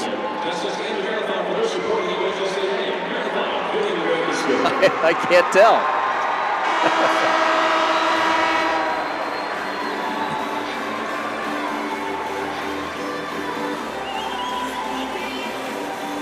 Dave Davidson, Mark Withrow back for the fourth quarter. John Glenn High School pep band here tonight, having a good time, as well as a huge student section from John Glenn behind the Muskie basket right now. Muskies have the ball here, Mark, to start the fourth quarter, still leading by 16 even after a rough final minute of that third quarter. Well, they need to just keep the pressure on and continue to play Muskie basketball and not get lackadaisical like that. They'll throw it up in the back court, knocked away by Gurgey as he knocks it out of bounds the full length of the floor. Nice hustle by Weir to make it tough for Cole Gurgey, who's got heavy tape around the left wrist. Full court pressure applied now here by Bay High School. Yeah, looks like he's got a busted finger or something like that. He's got a buddy splinted and the ankle or the wrist taped up. Weir will dribble it around the double team, up the right sideline. Rackley for Slack in the corner. Slack will pull it back out high, giving it actually down low in the baseline now for Austin Blatt. Blatt penetrates the baseline. Underhand pass for Rackley. Rackley goes reverse with it, can't get it to go, and a foul inside on Rackley's second effort as Rackley is begging for a call into the basket. Finally gets it the second time around as he goes to the line for two. Sahara is going to get his third foul that time. That's still, those are just, I mean, they're inside shots, but they're just not good shots. And Drew Rackley knocks down another free throw. 5 for 5 from the line here today. And now with 17 in the game. Of course, Bay is using a lot of energy to get back in this baby. And they're not back in it yet. 67-49, the lead pushed right back to 18 as Rackley hits a pair. Full court 2-2-1 pressure again by John Glenn. John Coes will bring it up the right side into the front court. Runner high off the glass too hard. Rebound Sunahara as he got fouled from behind by Austin Blatt. Let's see which they're way going to they call go on with Blatt. 2-0. Yeah. Austin's third foul. Slack and Blatt each with 3 personal fouls. Nobody in real foul trouble. Blatt played nicely at Athens in the regional final with 3 early fouls and 4 most of the game. Well, we're in the fourth quarter too, so it's time to, you're playing for all the marbles here. Sunahara's first trip to the line is good. He has 3 points in the game, 6'6" sophomore. Trying to cut the deficit back down to 16. He's way short with that free throw, and Blevins with a good seal off. Nice job by Blevins to seal off the shooter, or that would have been another possession. Rackley to the top of the key. Gives it out high to Matt Weir, back to Rackley toward the right side of the key. On the top side. Almost 7 minutes left to go here in this Division II regional semifinal. Akron St. Vincent St. Mary already winners by 17 over Cincinnati Aiken in game 1 here this evening. And the winner of this and St. Mary's will play at 2 o'clock on Saturday. Rackley with the miss on the first one, gets his own loose ball back, puts it up off the glass right side and good. And the lead is right back to 19. Nice job of staying with the basketball. Jelen penetrates, Painter to the baseline, and oh my! They're going to call a blocking foul on Austin Blatt as Painter was driving the baseline and really had nowhere to go with it. Blatt was standing there, and he's going to get called for another unfortunate foul. That'll be his 4th personal on Austin Blatt. Zach Harper will come into the game now, the junior, to replace Blatt. Blatt checks out with 7 points. Eric Painter now will have his second trip to the foul line. He has 8 points in the game, 2 for 2 from the line so far, and the 1-on-1 free throw is good on the freshman's first try. Yeah, the freshman looking pretty decent out here. Plays at a pretty high caliber. Nice shooter. Second free throw toss up and good again. Here comes the full court pressure. Weir for Javon Blevins. Weir will throw it over the top at half court for Rackley. Rackley goes around Gurgey easily and sets up the half court offense for John Glenn with 6.5 to go here in this ball game. 69-52, Muskies by 17. Sunahara with a reach-in foul up, That's 45 feet from the bucket. Yeah. Well, they're trying to take chances. They got to do something to stop this defense, and that's his fourth. I think he might take a seat for a few minutes. Or 6'6" sophomore Sunahara checks out. 6'7" senior Scott Durham back in the game. Durham has been the far more effective big man for Bay. He has 14 points in the game, back in it. Rackley for Slack across the top. Weir inside. Nice job by Weir to give it a little extra nudge to Gurgey to make sure he draws contact on his drive to the bucket. And just a quick first step by Weir getting around to that baseline. And Gurgey's playing as hard as he can, but it's tough to get that slide step on Weir. Very quick step. Gurgey's fourth personal foul. Rackley off the baseline. His shot short off the glass.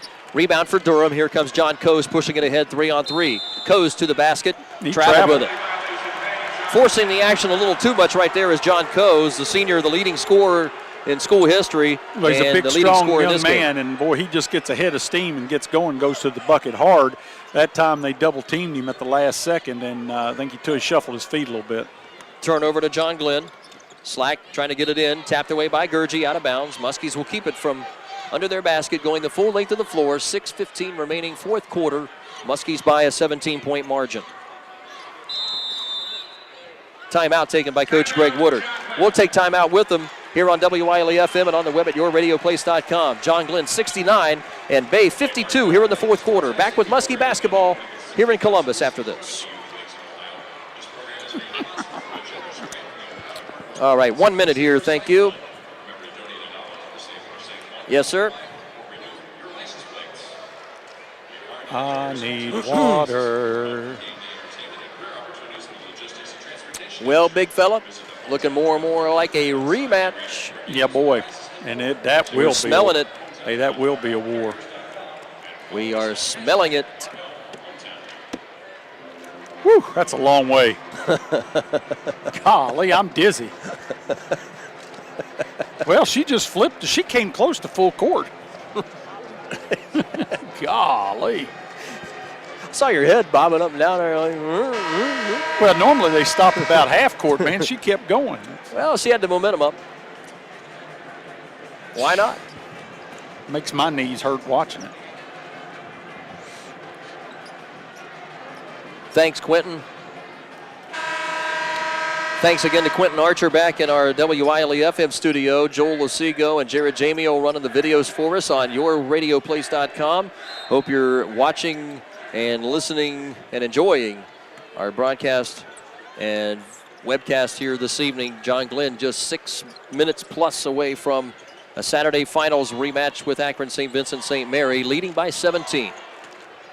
Matt Weir with it, controlling it out near the half-court line, working on Cole Gurgey. Weir will bring it out and swing it across for Rackley on the high side. Muskies looking like they're going to burn off some time here in this fourth quarter and spread that Bay defense out. Here's Rackley, a deep water three, in and out with it. Slack up high in the air with the rebound as he beat everybody to the boards. Weir to the baseline, Blevins, pump fakes inside and hacked by Scott Durham. Nice job. Great possession Slack. by John Glenn. Oh my. Slack really elevated to get that rebound after the three-point attempt by Rackley, but it's going to put Blevins on the line. He's going to shoot two. Blevins missed his only 2 free throw attempts back in the first quarter, and his second trip to the line here tonight. He only has 2 points, but done a lot of other things. He certainly has. Including pressuring the ball. He's pressuring the point guard coming up the floor at the point of that press. He's got some nice length. Absolutely. Blevins hitting on the first of 2. And the second free throw is good. And make that 6 points in the game for Javon Blevins. With 5:35 to go here in this fourth quarter, back up to a 19-point advantage. Jelen drives, trying to force his way inside on Blevins. Gets the body contact. Blevins called for the foul. That'll be his third.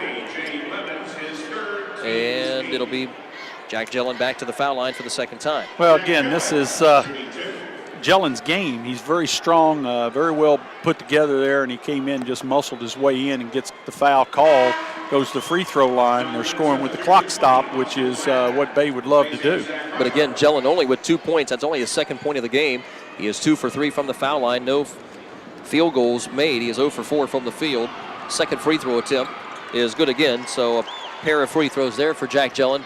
And the deficit back down to 17 for Bay. 71-54. Muskies on top here in the fourth quarter with under 5.5 to play. Rackley penetrates, deals it on the baseline for Slack. Slack's bounce pass for Blevins. Blevins' runner won't go. Durham picks up the loose ball on the backside with the rebound. Nice inside pass, him just missed the shot. Coes, deep water NBA range 3. That one no good. Rackley up high in the air to take it away from Scott Durham. Rackley around the back, splits around 3 Bay defenders. Slack open in the 3 in the corner. That's no good. Blatt there with the offensive rebound. Back up and in Austin Blatt. Nice job by Blatt. Austin Blatt on the rebound and put back, and that's what he does well.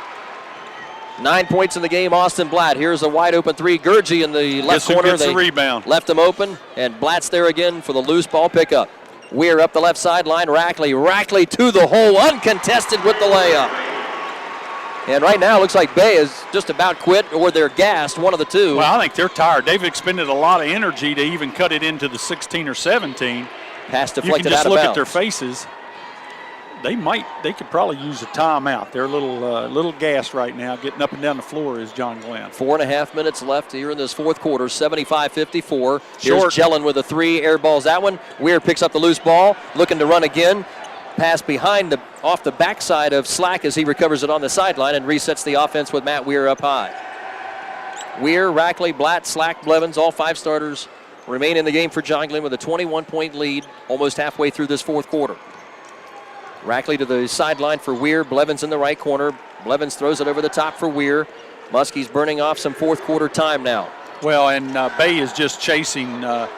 They're spent. They've used a lot of energy here. Rackley to get back in this if they could. Picks up the dribble near half court, and Weir gets it and draws a foul by Gurgey, and that's going to be all for Cole Gurgey, I believe. Yeah, he's starting to take the tape off his hands right now. Valiant effort. Young man's hurt. He's played very hard, but you can see the frustration on his face.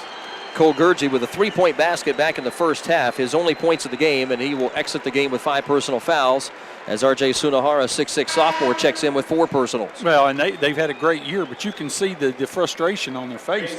It's just a frustrating thing. And a lot of blue-shirted spectators starting to head to the exits. And others on their way to the exits. Nobody moving from the John Glenn end of the arena as Matt Weir knocks down his 5th free throw in as many tries. Yeah. Then the free throw percentage is a little bit better, up to 72%. 14 for 19 right now for John Glenn. They're backing off the pressure a little bit here. Weir nails a pair, 77-54. 23-point lead for John Glenn. They've led by as many as 25 in this game back in the second quarter. Inside it goes Sunahara, rips it away from a couple of Muskie defenders. Missed the shot too hard off the glass. Rackley with the defensive rebound for John Glenn. Rackley up the right sideline into the forecourt. Bouncing toward the corner for Slack. Slack double team.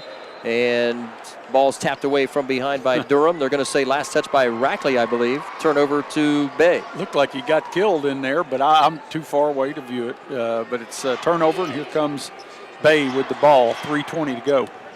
77-54, Muskies by 23, and they are just 3+ minutes away from facing Akron St. Vincent St. Mary on Saturday. That ball deflected by Blevins. Looked like it was last touched by Coes, but they'll give it back to Bay on the far sideline. Wow. Oh, well. Matt Weir out of the lineup. Matthew Stewart into the game. And Matt Weir getting a huge ovation, as is Drew Rackley leaving the ball game. Well, and he's giving them, getting these legs rested a little bit here. Haycock's coming into the game, get them a little playing time. Justin Haycock's first entry into the game. Here's Painter, the freshman, with a 3 ball on the right side. That one's no good. Rebound by Nick Cady is back up and in off the glass. His first points of the game. And the lead is 21 for John Glenn with under 3 to go. Blatt in the backcourt will give it to Haycock. Haycock gets mugged by Nick Cady and Justin Haycock. It's a good thing because Slack just hit a 3. Good thing for Bay. Absolutely. Haycock going to be going to the line for the first time here tonight. 1-on-1 opportunity. 77-56. 2:51 left here, fourth quarter in Columbus. And missing the free throw. Blatt taps it, gets his own rebound back. Nice Austin job. Blatt. I'm telling you, what a worker. Absolutely tireless worker. Nice job. Got the rebound, put it back in for the 2-point bucket. And seeing smiles from Dad Mark Blatt, who is sitting directly across from us on the other side of the arena in about the 7th row. 3 up in the air for Sunahara is no good from the left corner. Justin Haycock with the John Glenn rebound. Blatt ahead for Matthew Stewart. Haycock up the right side into the corner for Slack. Thought about the 3. Pump fakes it. Deals it baseline for Blevins. Blevins throws it out high. Nobody home. Painter had it for the moment, and Painter lost it out of bounds. John Glenn was giving the ball back to the Rockets on the turnover. I don't think Painter could believe. Look, they're going to get the big senior Clayton in. Clayton Lake is going to enter the basketball game. Coach Greg Woodard emptying his bench. He's a crowd favorite. Austin Lowry is in there, also a senior. Matt Minert, Jr. is in the game now, too, for Coach Greg Woodard.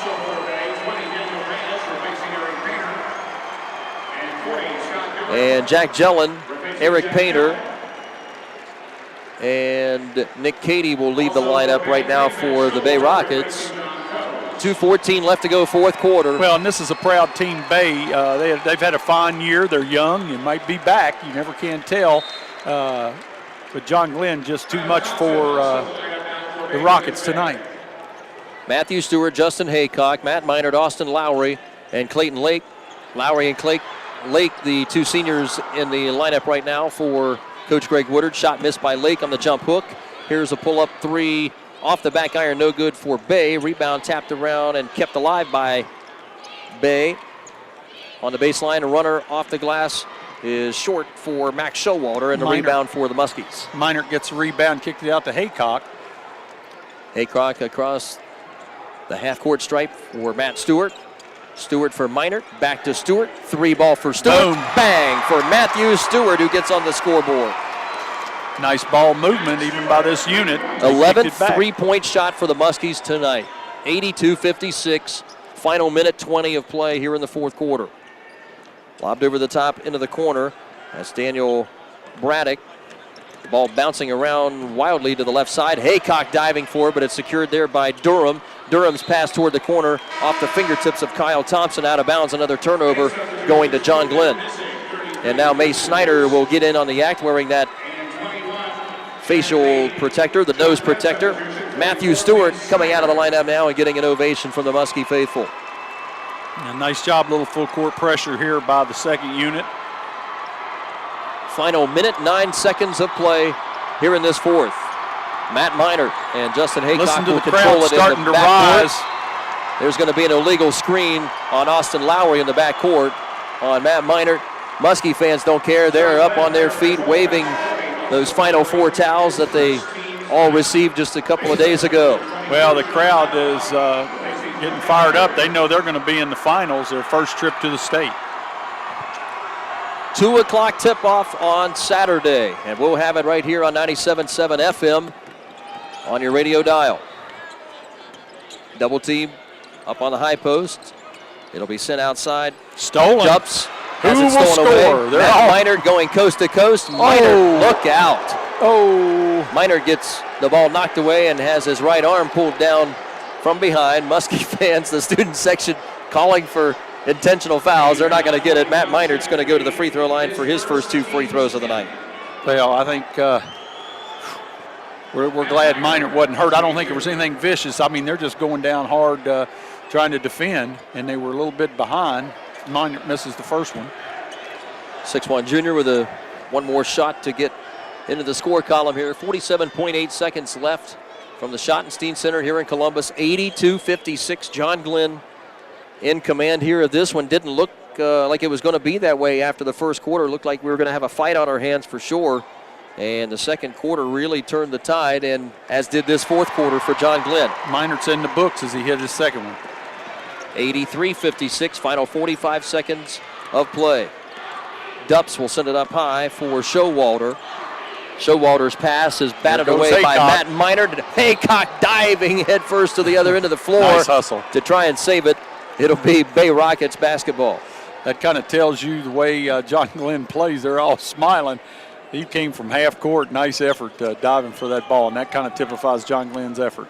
Jack Lee for Bay will bring it across into the front court. Showalter with it on the left wing. Penetrates, finds a three-point shot for Sean Heideloff. Haycock the rebound, pushing up the floor. Whoa! Haycock uses a spin move, gets knocked down as he tried to get away from the double team, and Max Showalter will get called for the foul, and Haycock back to the line for the second time. Nice job by this second unit to come out here and maintain the lead. Double bonus situation here for Justin Haycock. He can get his name in the books. 0 for 1 from the free throw line so far. Really the telltale sign, the pressure defense here tonight and the three-point shooting for John Glenn. They had no problems after kind of a tough shooting first quarter. These last three quarters, no problems at the offensive end. Well, that 31-11, that kicked it off. That really, they took them right out of the game. 1 for 2, Haycock on the free throw line. 84-56, final 10 seconds of this one here in the fourth quarter. That ball kicked away by Haycock out high. Bay will run out the final string here. Their season will come to a close at 24-4 on the year.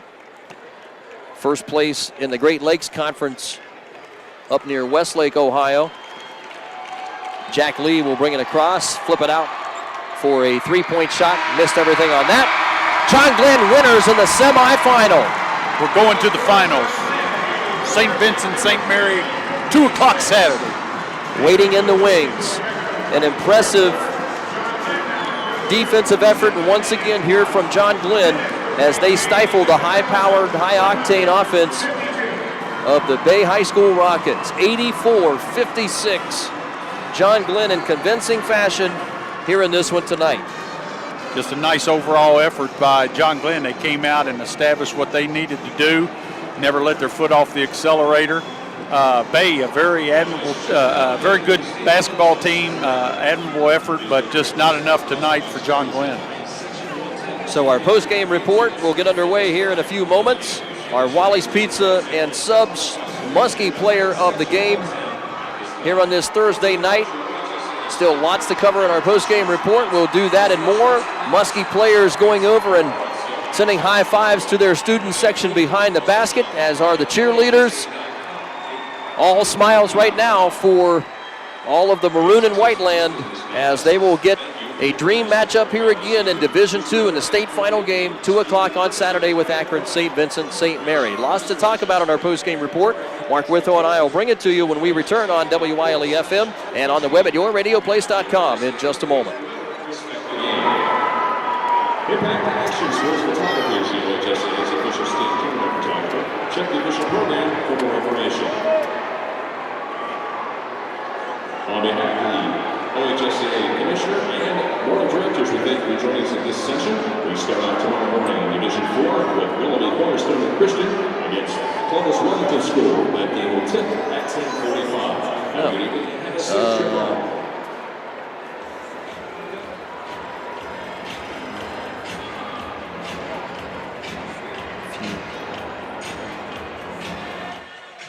Yeah. Say again.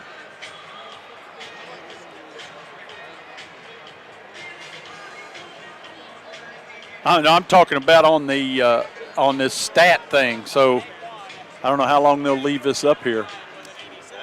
See you Saturday, bud.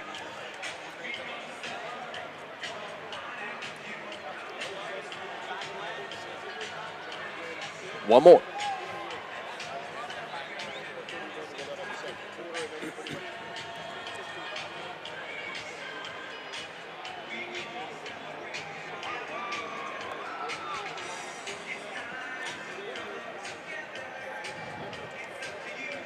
Wow. Thank you, ma'am. Thank you. You're starting to get spoiled with this laptop. Oh, I'm liking this. On heck, I didn't have to do live anything but watch the statistics. game, baby. Don't get used to this here, big fella. Well, I'm thinking Joel will take care of us next year. For those of you watching on our webcast, the big man here, the big mouth of the UK, as Tommy Strasser. Yeah, as Tommy Strasser would say. Big game calls for a big mouth. We got it. My Razorback buddy.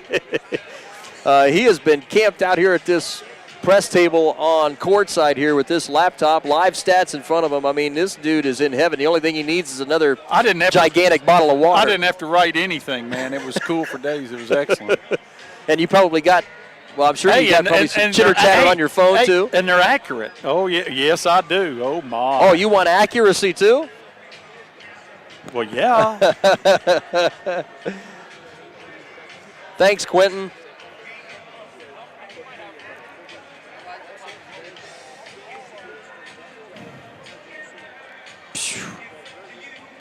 It's kind of a tough choice, but, I mean.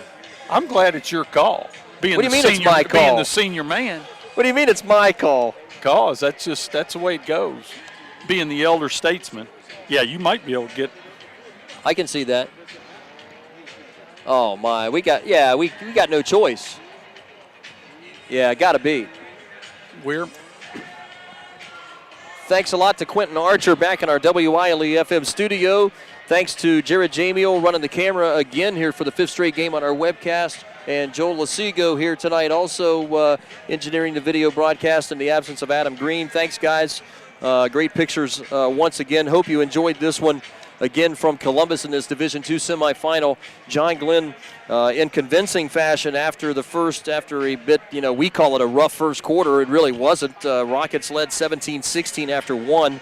Muskies really took care of this ball game. The game was really won in the second period where they outscored the Bay Rockets 31-11 in the second to take a 47-28 halftime lead. And it was really just a matter of, I call it cruise control. Yeah, it really coasting. wasn't that.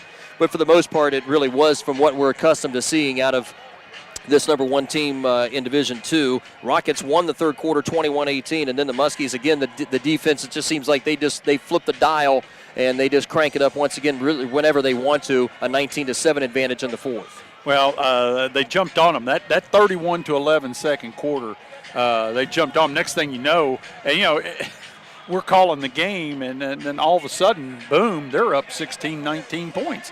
It was just a great effort by John Glenn. Of course, we've seen it all year long, but nice job. We're going to look at a few numbers here, and these are pretty close to official. Shooting percentages from the floor, Bay 36%, and that steadily went down as the defensive pressure went up for John Glenn. John Glenn 48% from the floor.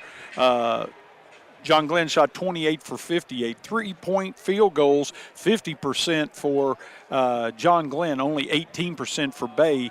Bay had to shoot from outside there in the second half, trying to get back into the game. Had to rush some. 4 for 22 from three-point line, 18% for Bay.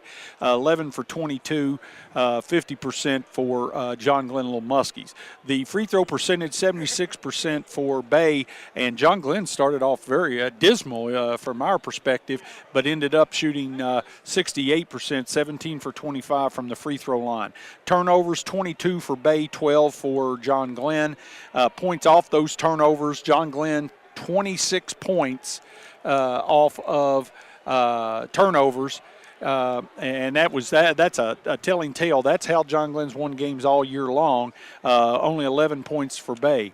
Total rebounds 35-34. John Glenn wins that by 1, and pretty even across the board as far as offense and defensive totals. Second chance points, pretty even, 19 for John Glenn, 14 for Bay. The bench scoring was even, 5-5. Points in the paint, 32 for John Glenn, 28 for Bay. Fast break points, 22 for John Glenn, 10 for Bay.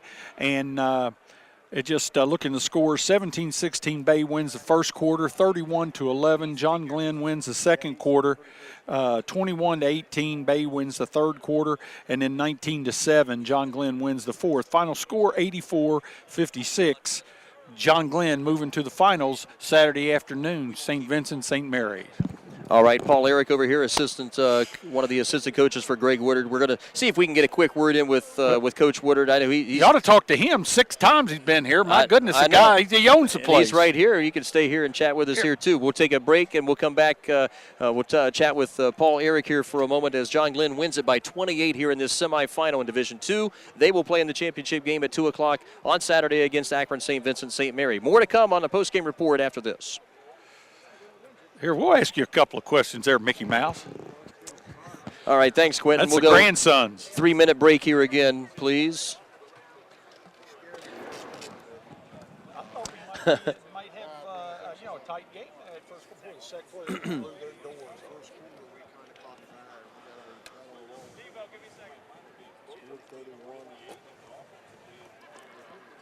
Yeah, I saw St. Vincent St. Mary coach walking around here, big wig.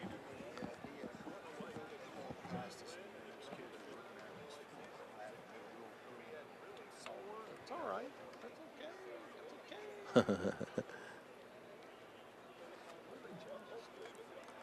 okay.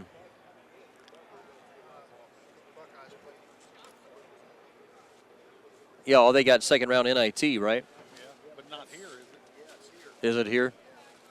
They couldn't play it in Florida because they were renovating their gym, so they had to come here. I think they told us it's Sunday. The girls are also playing Sunday in St. John. Did you ride up one of those limos? Or were you in one? Limos just Oh, they didn't? Oh, okay. But it sure looks impressive. He had told the kids a year or two, messing with them, said, hey, you guys get to the state, I'll get you there in a limo. And so he climbed it, couldn't. Yeah. So he did what he could. He took them around That's all right. It was still cool. elementary school. The shooter sent me. Down through town. They stopped at the S Bridge. The bus was there. Okay. And they loaded the bus. I think for a stretch of the day, they came out with this attitude. It gets a little bit about somebody's call. Yeah, but The officials I've seen that one. well, I mean, I just rough place. I think it was costing that. But it looks pretty good. Was the weapons free?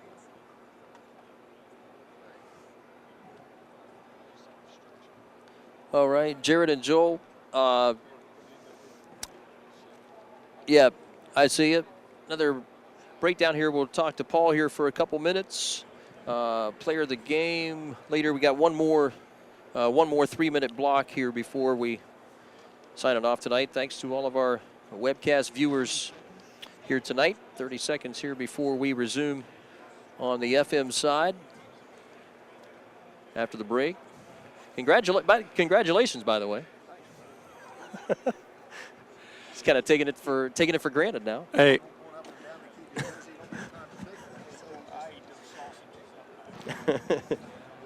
There you go. Have that, Paul. Thank you. All right. Thanks again, Quentin Archer, back in our WILE studio. Jared Jamiel and Joel Lasigo running the videos for us up in the mezzanine on the webcast, joined by junior varsity coach, varsity assistant Paul Eric, been with the program now a few years. Congratulations. Glad you could join us here. I know Coach Woodard's busy with a lot of stuff, but we've been bragging about you and TJ Mitchell and Heath Dodson, of course. Great staff compiled by all of you guys, and obviously you got talent there, but also a great coaching staff too. I enjoy being with this. I got two young guys around me and then I have one of the best coaches in the state of Ohio. So I kind of just go along for the ride and enjoy it. It's a lot of fun. Get excited though, but it's a good time. Great ride. Okay, now what was the feeling around just like between you, like say you and TJ and Heath and the coaching staff after the first quarter when you were trailing 17-16? It's not a position you've been in that much here in the tournament. Well, there was concern because when you get to this level, about everybody you play is pretty good. So there's always that concern there. But then before you know it, as you guys saw, in a blink of an eye, those kids picked it up, and we had 31 points in the first quarter. So you're always worried at this level because your opponents are very, very good. but you just wait for us to explode. And our next opponent's going to be pretty good too. I watched them the game before ours today, and they're a much improved team. So that's going to be a big challenge for us. Well, hey, 6 times you've been here. I mean, that's excellent. You know, some coaches like myself have never been here, but 6 times you've been here. This is a great group of guys. They seem so businesslike, and you know, they have made no bones about it. Their goal is they want to win this thing. Very mature group of young men. 4 seniors that start with us have played for 3 years with us, or 2 of them 2 years, but they're very, very mature. They come in businesslike, blue collar. They'll get on the floor and go after you real hard. Great group of kids to play with. And there's really not one kid. Tonight, Tanner Slack picked it up. Sweet T did a great job. And last week he only had maybe 9-10 points, but tonight, man, he was all over the place. And Drew picked it up. And you never know which one's going to do it. It's a great group of kids. Great group of kids. All of Slack's points, all 14 of his points were in the first half, but I mean, it seemed like, throughout the game, we're used to seeing him deflecting passes and getting steals and getting rebounds and keeping possessions alive and so on. I mean, even though, it seemed like he really kind of flip-flopped the entire game after, an even first quarter. Right. He's got great length for a basketball player. He's 6'3", and he looks like a basketball player out there. And he's rather quick. He gets those arms extended, and I don't know what his extension is, but he's like a wild man out there when he gets started. Well, and the other player that Mark and I talk about a lot, in particular, that probably maybe is the most forgotten one about the 5 starters is Austin Blatt. Oh, my God. That any other team, that kid could be a starting guard. He's sacrificed not a career, and not a season, but a season as a guard to step inside and defend a big post player. And a lot of times the poor kid will box somebody out and they'll go up over his back, and then he'll get called for the foul. That's happened lots of times this year. But his aggressiveness is just outstanding for us. He does a great job on defense. Maybe how many? I don't know what he have. 11 or 12 quick points tonight, or sneaky points coming in there. The thing that impresses me, Coach, what impresses me is the things that he does that don't show up in the books. I'd like to have a count on how many balls he tipped to another guy, or right. The 50-50 balls that he gets to, it's just amazing. If he can't get it, control it, he'll tip it, keep it alive, and then we'll have somebody else who can control it, get it, keep it alive, and then he'll go out on the floor and play some guard for us too, and a nice guard. Well, he gets in there and bumps around, then all of a sudden he hits the 3. I mean, he'll step out and do it. Yes, well, all your kids do. I mean, it's impressive to see Javon out there, and he's playing defense. He's at the point of your defense and put pressure in the point guard. That's a big, lengthy guy too to get on the point guard. Another lengthy guy, and we get him for 2 more years, so that's pretty good. He's just a sophomore, real lengthy. Kid has matured this year beyond belief. Matured, and he always had the basketball ability. We're just looking for him to get better as he gets older. Okay, awesome. Now finally, you finally got it. It's here. One more step in the state title march. Rematch with Akron St. Vincent St. Mary. I know it's been, you say you take it one game at a time, you and I and all 3 of us in the entire Muskingum County knows, that you've been eyeballing this here from the beginning. Now it's finally going to be here in less than 48 hours. Yep, it'll be here, but at the same token, Akron St. Vincent hasn't lost a game since we played them. So they're on quite a roll right there. So I'm sure it's going to be one of those games that's going to be up and down, and they're doing a little more pressing now than they did when we played them the first time. That there's a few little changes in them. A couple guys starting now that weren't starting before. So it'll be a different type of game. I thought it was good. It was kind of tough to gauge how much they've improved from the last time we saw them back just over 2 months ago now, because Aiken, they really just went through Aiken's defense tonight really easily. Wow. A lot of layups and dunks. I mean, it was really a dunk-a-thon almost. Probably, I'm guessing, somewhere in the neighborhood of 20 to 25 dunks and layups combined for them tonight. They had 3 possessions and 3 dunks in a row, I think, sometime there in the third quarter when we were watching them. It was just 3 slams, and it was a 6'2" kid, the Graves kid, I think was his name. Gets up pretty well. Pretty nice ball player. Yeah, Madley, another 6'5", 6'6" range guy. That's going to be. I mean, I know he had a pretty good matchup in the first game up in Akron. Well, the thing that's awesome is that your guys set their goal. They've made no bones about it. what they're looking for. Well, it's in their grasp. So here we go. It's in their grasp. Here we go. If they just stay focused, it'll be a great game. Be a great game. So honored to be here. It's outstanding, isn't it, guys? Outstanding. Well, I want to thank you two guys for interviewing me. I know Coach Woodard's really busy in there. There were people all over him. I just happened to be here, and thanks. And hey, I like you old wily veterans. Yeah, we'll see you Saturday, and we'll see you Saturday. You see enough of this guy here during the week, don't you? That's too bad, isn't it? Yeah, it's too bad unless he's in Colorado or Israel or someplace. I don't know. I hire him to work for me down there, and then he keeps coming back. Using up those frequent flyer miles. One of these days he won't be back, or he'll come back and the school won't be there or something. You can't tell about him. There you go. We hope to talk to you and Coach Woodard and all the coaches and players on a winning note, hopefully Saturday afternoon. All right. Thanks, guys. Congratulations. Have a safe trip home. Yeah, Thank for sure. you. Coach Paul Eric with John Glenn. Our many thanks. Give Coach Woodard our congratulations as well. Final time out here on our WILE postgame report. We'll come back, as promised, with our Wally's Pizza and Subs player of the game when we continue with our Muskie basketball coverage. 84-56. John Glenn winners tonight by 28 here in Columbus. A rematch on Saturday at 2 o'clock. We'll be back to wrap things up here from the Schottenstein Center in a moment.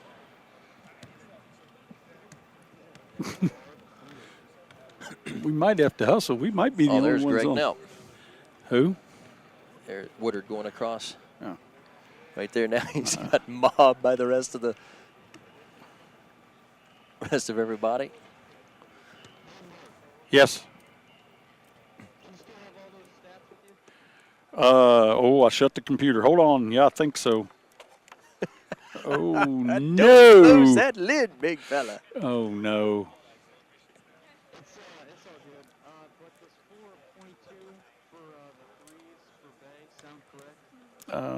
Let's see. Hold on. I'll be able to tell you because I do have the final stats. Yes, 4 of 22. Okay, Jared or Joel, do you know how we unlock this laptop? Well, I don't think I need it. I've got the final stats here. I've got the printed ones. Okay, I forgot you've got those. All right. Mm-hmm. What else do you need? We're saved by the bell. Boy, no doubt.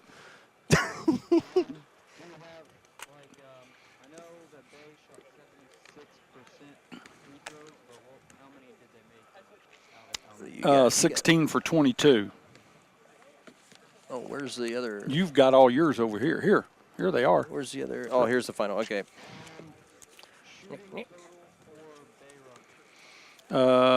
Field goal percentage you're talking about? Let's see here. Game. Oh, my.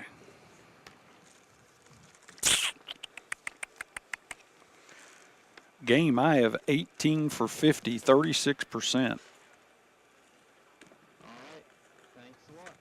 Okay.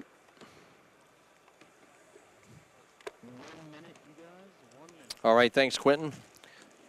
One more minute for our webcast viewers tonight. Thanks for joining and watching here tonight. This one going on just after the conclusion of this game here tonight. Per OHSAA regulations, we had to delay our webcast here until at the conclusion of the basketball game. So thanks for those of you who have stayed up late, stuck around and watched this one on the webcast. Thanks again to Jared Jamiel and Joel Lasigo doing all the videos for us there. We said this, I think, Saturday night down in Athens, too, that we thought that would be our final webcast. It turns out we could actually webcast tonight's game because of television stations not being here, but the finals will all be televised on other networks. But as usual, Mark and I will be here on the FM side on 97.7, so you can tune in and listen to that on the audio Saturday. Thanks again, Quentin Archer, back in our WILE studio, Jared Jamiel, Joel Lasigo, running our webcast here again tonight, our final webcast of the season. And Mark Rithrow, one more game to go before the dream season is complete. Yeah, boy, I'm looking forward to it. Going to be a great matchup. The game up at St. Vincent St. Mary was very, very close. John Glenn able to pull it out with a fine effort. St. Vincent St. Mary, I am sure, wants to revenge I know they want that back. They've wanted this since we lost, like Coach Eric said. They have not lost since. They're a focused basketball team. John Glenn, however, is also focused. And this has been the goal, and they are in a position that many high school basketball teams want to be in. They are playing in the finals of the Division II state championship on Saturday. So it's there for them. Now they have to execute. Going to be interesting what they do in the next 48 hours because they got to rest those bodies and prepare. The coaching staff will work tirelessly to get them ready. And a dream season, the first in the history of John Glenn, could be at hand. Absolutely. Before we head out, as promised, our Wally's Pizza and Subs Muskie Player of the Game. The Player of the Game, as they have throughout the entire basketball season, will receive a 4-slice soda pop deal for themselves. And tonight, kind of a tough choice between a couple of players, but pretty tough not to go with senior Matt Weir tonight. 26 points, 7 rebounds, 5 assists for Matt Weir as he spent the most time out on the floor tonight. 8 of 14 from the field, 4 of 5 from three-point range, and a perfect 6 for 6 at the foul line. Certainly some other guys were instrumental in tonight's win, but Matt Weir, once again, really was the steadying force, kind of the gel that seemed to bring it all together here tonight in this semifinal win. Our congratulations, senior Matt Weir, 26.7 boards and 5 dimes. Yeah, no doubt about it, and just an outstanding performance again by Matt Weir. I want to say something, though, because there's so many people that add to this win. It is an overall team effort. The extra effort, the diving for balls, the defensive effort, the things that you don't necessarily have in the stat book. Also, don't forget that Slack went on a tear outside shooting there in the second quarter to get that 31-11 lead. Blatt battling on the inside, Blevins pressuring the ball. We could just go on and on. Of course, Rackley just doing his thing. He looked like I'd like to have him play safety for me in football. And, the team, they have roles that they play, and those guys executed well and came away victorious. And congratulations to Weir, but the rest of the basketball team, like always, it's a team effort. Yep, congratulations again, Matt Weir, Wally's Pizza and Subs Player of the Game. Give Wally's Pizza and Subs a call. Our new Concord Main Street number 826-1234. Closed here tonight for the remainder of the night, but you've got all day and all evening tomorrow to kind of celebrate this semifinal win with a half tray or a party tray with Wally's Pizza. And again, they got great subs and salads there as well. Our thanks to Matt Haynes and all the gang there for sponsoring our players of the game throughout. Our Muskie basketball sponsors on the radio and on our webcast. Many of them to mention, I don't have them all in front of me, and I'll try to get those for Saturday. We certainly appreciate all of their efforts. A lot of folks coming on board here as this tournament run has progressed. Our thanks to each and every one. And we will be back at it here, partner, in about a little less than 36 hours from now. Go Little Muskies.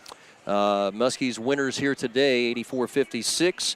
2 o'clock tip-off rematch with Akron St. Vincent St. Mary on Saturday afternoon. Our airtime on 97.7 WILE will be at 1:45 on Saturday afternoon, right back here from Value City Arena. And it'll be the number 1 John Glenn Little Muskies and the number 3 state-ranked Akron St. Vincent St. Mary's Irish squaring off from a January 19th game in which the Muskies won 54-51. The Irish will seek revenge. The winner will take away the state Division II title trophy. Again, thanks to Quentin Archer back in our WILE-FM studio. Jared Jamio and Joel Lasigo running the webcast here for the final time this season. Thumbs up, guys. Great job. Thank you very much.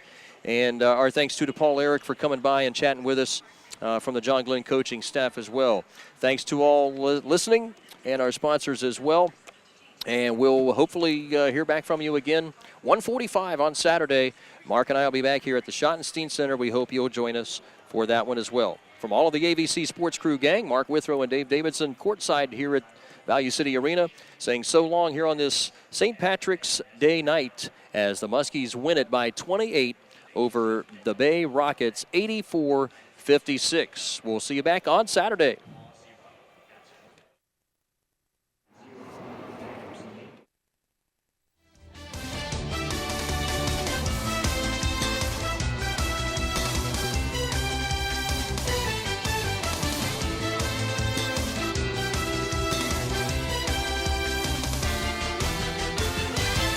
John Glenn High School basketball. Tonight's game has been brought to you by Southeastern Med, Whitesides of Cambridge, and Goodwill Industries. This has been a presentation of ABC Sports.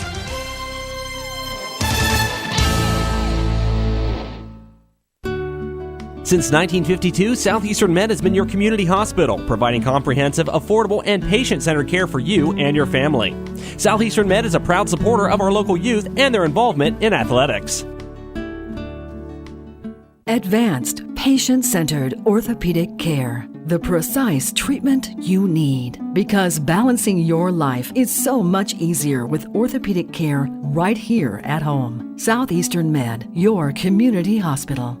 During the Whitesides of Cambridge March Madness Spin and Win, you make your best deal on any new or used vehicle on the Whiteside lot and then spin the wheel to get an extra $100 to $1,000 cash. You even keep the new huge GM rebates or get 0% interest on select models. Hop off 16% off select Buicks and even $1,000 in auto show bonus cash on select Buicks and professional grade GMCs. Plus $10,000 off list on a brand new GMC Rocky Ridge conversion at Whitesides of Cambridge. Whitesidesofcambridge.com. Just north of I-70 on Route 209. Goodwill is in need of your donations. Gently used clothing and housewares are needed. A receipt will be given for your taxes. Goodwill mission is to train and employ people with barriers. You can donate behind the Cambridge store, located by Kmart on Southgate Parkway, Monday through Saturday, 10 to 6:30, and Sunday, 12 to 6:30. They also have 3 donation boxes in the area, located at all 3 Respects locations in Cambridge and New Concord. Goodwill is proud to support our local schools and youth.